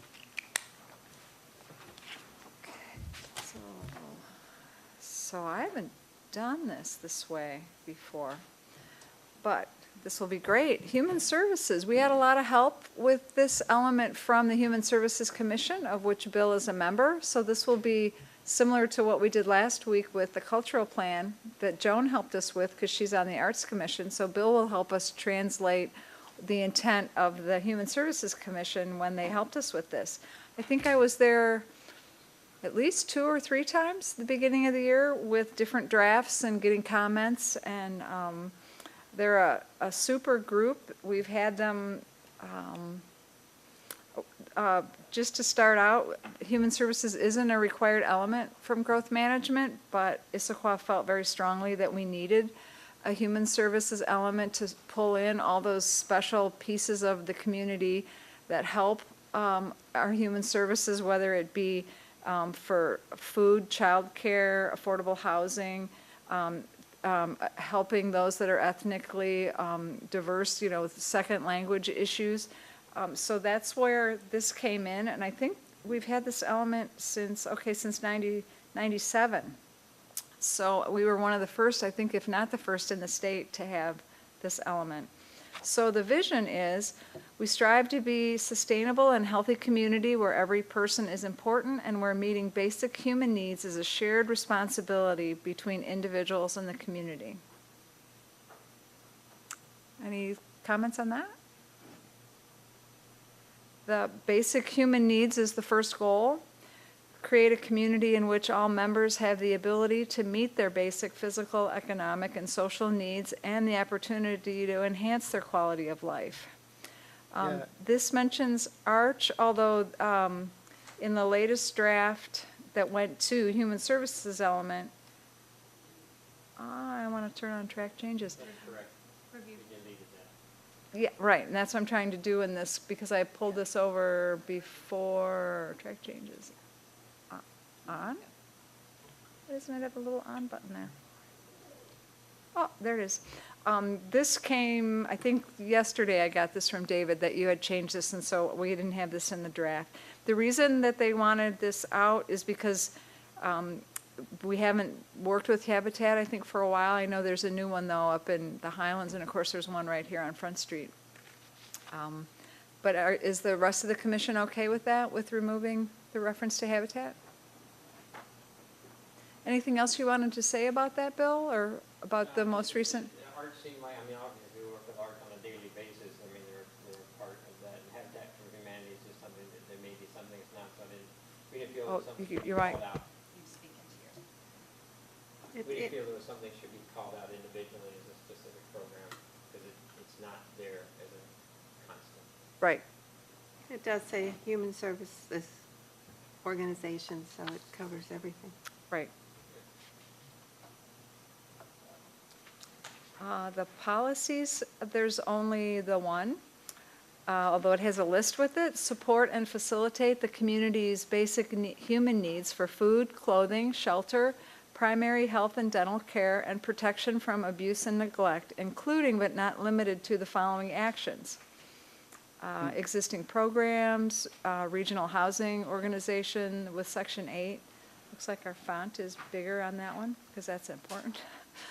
Programs for primary health care, parenting classes, and emergency and transitional shelters for the homeless, which we also had another policy for shelters, because the Human Services thought that was an important addition. Yeah, and Any, going Go back ahead. to both the goal and the policy itself, Okay. I'm seeing physical in there a couple times and primary health, but I would like to see mental health broken out into both of those, as that's a huge area of human services needs, and I think it's worth separating out. okay. And where would we put it in the bottoms? I think it would need to be included, I think, primary health / mental health / dental care, and then maybe a separate bullet point F. I'm directly talking about mental health component. I don't know how that would look, though.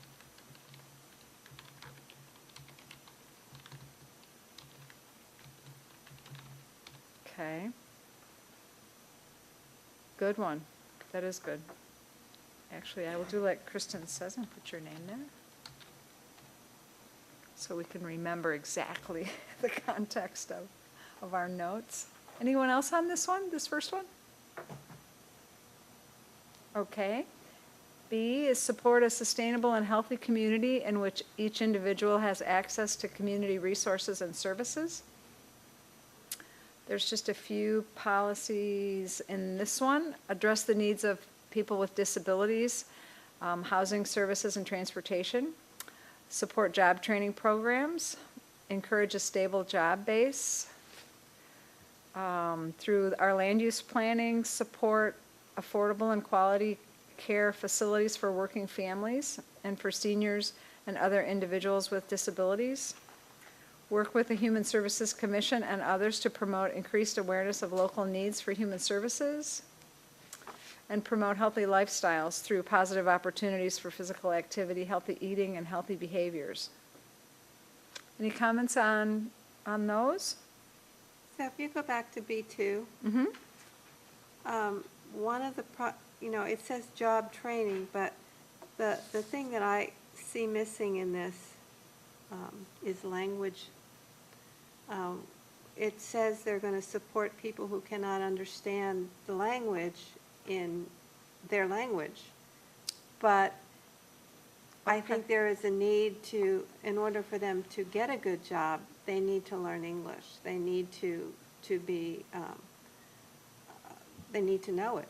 And so I think that should be somehow in there, in the job training. Okay. And language support or language, I don't know if you call it out there or call it out in Because in later the following goals, section. we talk about, I'm not sure how far down, but we talk about language, English as a second language, that there's, Yeah, but that's it a, doesn't Goal say- I, but there- there's a specific goal I related to non-English speakers, so it may be a good policy under there. okay, so I'll see. Where? Goal I. I'll add it here because this is where we heard Joan's comment.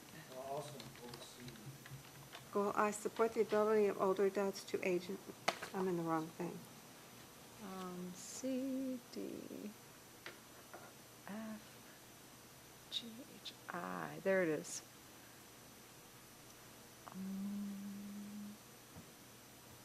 Well, that doesn't answer my question. It doesn't discuss jobs specifically. Yeah, you're right, it also does say it in goal C, and I actually had a note under goal C, F, where we're talking about for special populations and non-English speaking populations. I had it down as something that would read, facilitate communications and access to those non-speaking in our population, but maybe it would be facilitate communications, access, and training, or language training. Language training. And you're in C, Policy C2, and it would be a new bullet point F. oh, I have it written down there twice, so either way. and could you say it again? It would be facilitate communications, access, and language training to our non-English speaking population. Oh, I can't type as fast as Kristen. Facilitate communication and language. Access and language training. Oh.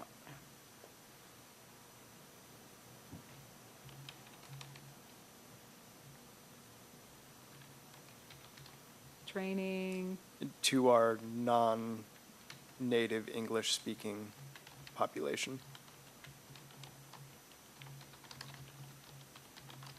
okay, good one.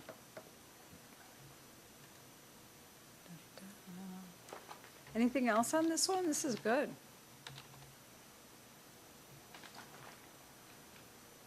Okay, so actually anything else on B before we completely jump to C? Okay, we're jumping. C is maintain and enhance quality of life for all Issaquah residents by supporting programs that enhance personal and community living for special populations, older adults, people with disabilities, and non-English speaking populations. Actually, that HS3 is there because that's what it replaced in the existing document. And as we all know, quality of life is difficult to define, but that doesn't stop anybody from talking about quality of life. So we try to define it, loosely, of course, because it doesn't really have a definition, but these are the pieces that in human services we believe add to someone's quality of life. Are there other pieces that anyone would want to see added here or described in a different way?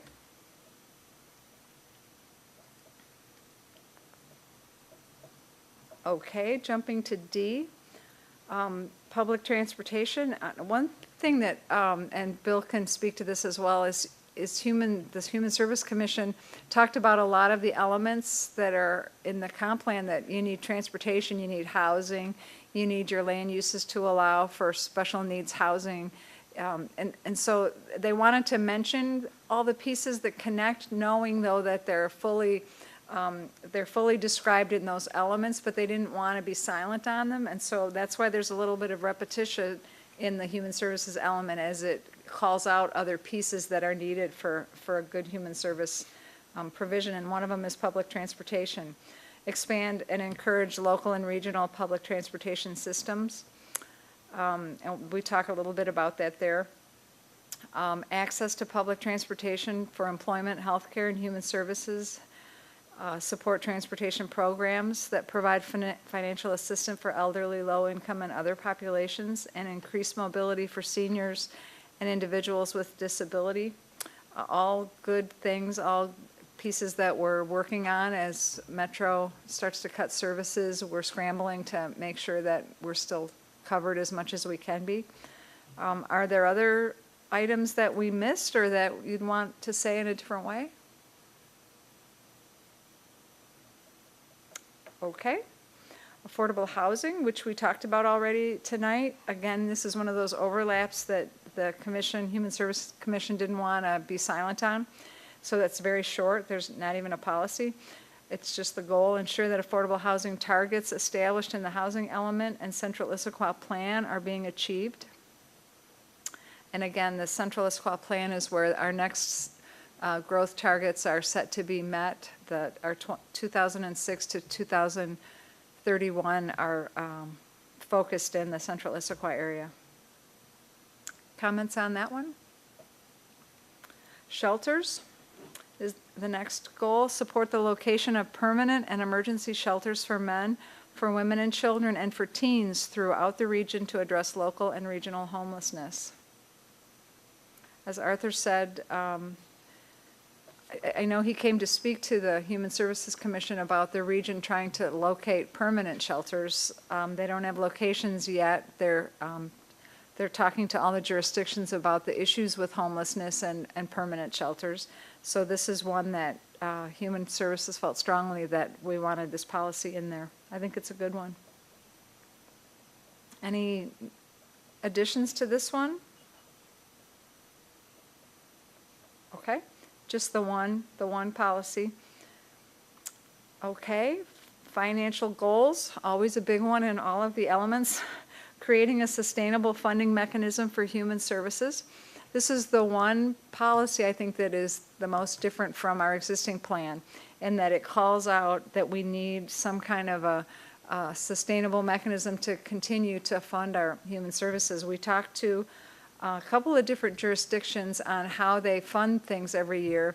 Some jurisdictions would go by taxes, some would go by the economy, so that in the last few years they didn't have hardly any funding for human services, which is a pretty bad way to do it, although in the glory years you have a lot to spend. And so we went with Bellevue's mechanism, which is policy G1, consider a per capita funding goal for the annual human service funding and incorporate funding methodology as part of our financial policies. Per capita is because you always have pretty much the same amount of people as you did the year before, so your funding is stable and is not the peaks and valleys of interest rates or anything like that that could be cyclical. And so we're hoping that council will like the Bellevue way of doing this. Are there any comments on this, on funding? We talk about the community development block grant funds that we use for needed community projects. We've been lucky to get those every year. How is it done now? I mean, how is the money provided now? Is it a at the end of the financial cycle, the council says how much should go in. And sometimes they try to go per capita, but I remember, was it last year the whole Human Services Commission came back into the council budget sessions and said, we need some more, because there's all sorts of groups that we fund through the Human Services grant programs, and the council, that was one of the things they cut at the very end of the budget cycle, was, and then you guys were great. Yeah, so it was basically, it's kind of at the whim of the council, really. I mean, is the way it's been. So we're trying to get some stable base. Like it started at like, $8 per citizen or something like that, but they had nothing to guide themselves. They'd start there, and if budget was tight, they cut that. And one year, in trying to match this budget, the budget went up and down and up and down, and we're trying to, build something, and it got really kind of crazy. So that's where we kind of get it to be stable. If there's a small increase in population, you kind of have some small increases. Does that answer? Yeah, that was a good session, though, because what is it, every year you get, or is it every 2 years you get the applications from? Right, we just went to a 2-year cycle, so. Oh, okay. And then how many applications do you usually get? We're reviewing them right now, and we have 58 applications for various grants of some type or another that are getting reviewed, and then you evaluate them and score them and decide how much of their requests you're going to get. And how much money do we have? 288,000 this year to give out in those grants, and the requests are for 435,000, I believe. So, that's probably no, but there's some of those that, aren't that good quality application anyway, so there's some of those that, Right. that would fall out as well. But it's certainly a lot of work that you all do to rate them all, and I know I was happy to get into your meetings before you started having to look through them all, because that's quite a lot of meetings and work, so I'm glad you do that. We're doing that right now. Any other comments on the funding goal? Aging in place is H, support the ability of older adults to age in place and continue to live in the community. That's Has easy. anybody ever looked into what the biggest barrier is to people staying in their homes at a certain age? Yes, there's actually several. Part of it is transportation, getting them to the doctor, is to have some kind of a transportation service. Other thing is meals, to have, they're either like Meals on Wheels or something like that, where they don't have to actually do the whole nutrition all by themselves, that they have some help with that. The other is, sometimes it's just daily, someone to check on them, to make sure that they're taking their medication, that they're, doing okay, that they they haven't fallen or, something like that. But it's sort of a collection of services that you might have the transportation, but if you don't have the meals, or if you've got the nurses that can check in on you, you don't have the, it's sort of a net, if you will, that, and some of them we have in the city, and some of them we just, I think, need to hopefully beef up a little bit so that the seniors are still able to, because I think it adds so much to the quality of their life to be where they're used to being, and that whole comfort piece. And so studies have shown that they're a lot happier and they stay a lot healthier if they're able to stay in their home that they're used to. And one of the things I see, when we talk about the policy, it meets half the goal. So it meets them living in place, but it doesn't really, I'd like to see an addition of a policy encouraging continued integration into the community through, social and interaction. So to make sure that we're not just leaving our seniors sitting in their home and Right. delivering them meals. Right. And that's the beauty of our senior center is we get seniors from all over because we have, such a neat senior and such an active senior population that uses the senior center. That's a good one.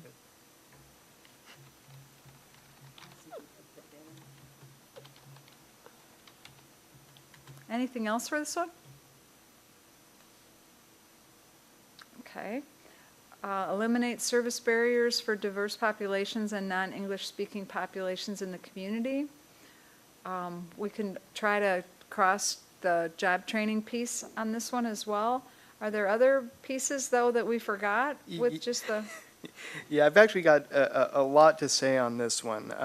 And this stems from a very recent, as in the judgment was just granted Friday on a case out of Yakima on the Voting Rights Act. And in that case, it involved the growing Hispanic population within the city. But the facts of the case are equally applicable to any incoming minority population.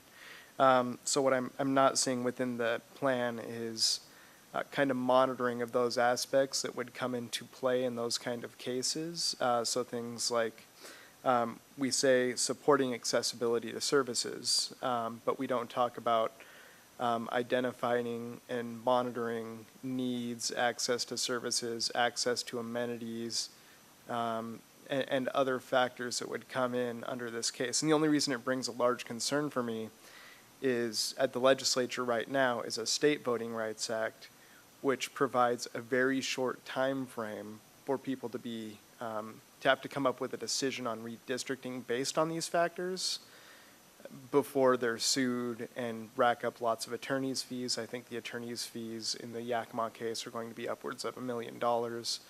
And they spent, several $100,000 fighting the case.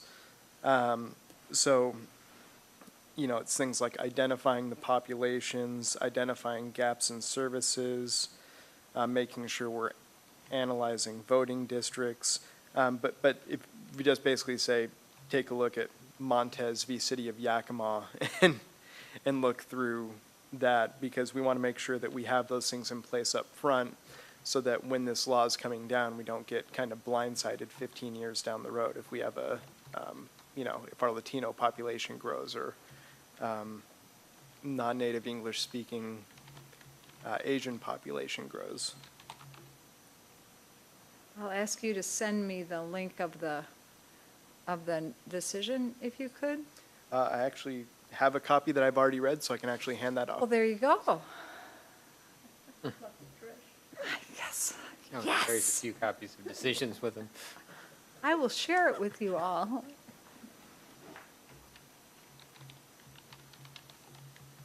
And I think also, when you start seeing websites that now you can translate in that, I think the city wants to go that way, that it's just a lot more in different languages so that it's a lot easier for people to figure out what's going on. But that's certainly a good one, is just to identify the gaps, because I'm sure we're Yeah, way far away from that. Yeah, and I know one of the things they were even looking at in the Yakima case were things as parks in the Latino districts versus parks in the white districts. So if we're not monitoring those things and making sure that our various populations are taken care of in respect to all of our services and amenities, then we could get caught off guard.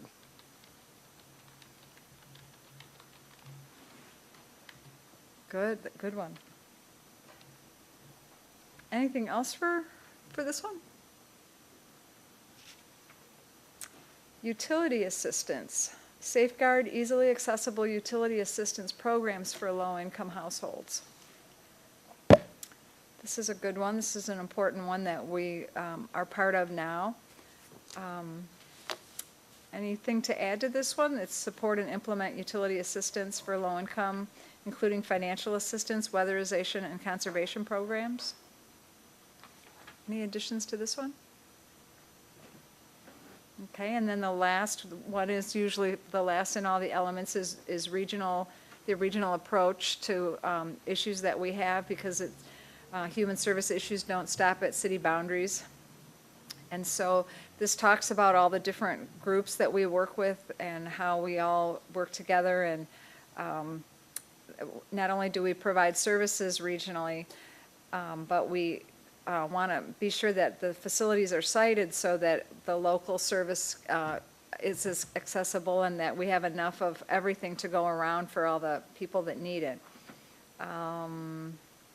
Talk about partnerships with school districts and colleges, as well as partnerships with businesses, and making sure that if there's anything at the legislative level that we're promoting, that as much can happen at the state level as well. Any additions to those, to the regional approach? Okay. And again, the implementation on this one will be similar to what we talked about with the others in that it'll be a separate document that's like the work plan that actually has the things that, the programs and plans, or programs and, to actually check off, you know, that we did this program, we did this action, we funded this. That wouldn't be in the comp plan, but it would actually be that work plan that's the action kinds of things. Any other comments or any other comments from Bill since you helped usher this through at Human Services Commission? No, it looks good. Added comments were great. Good, good. Anything else for tonight? Okay. In 2 weeks, what are we doing in 2 weeks? Is it land use? Land use, the final, Wow, the final review. final review of the maps and graphs and tables and numbers. We have Discussions. We have some work to do next week to get that ready. And I think that's the only one that night, right? Because we're not Yeah, doing the only one. sustainability elements? Transportation is on the 25th. Okay. We were going to do the sustainability indicators, but that got bumped to October because they're almost done with those. Well, good job, guys. You did another super job with your review and your comments. I think we're done, if you guys are done. We are done. And the meeting will officially close at 8:50 p.m. Thank you all. Go Hawks.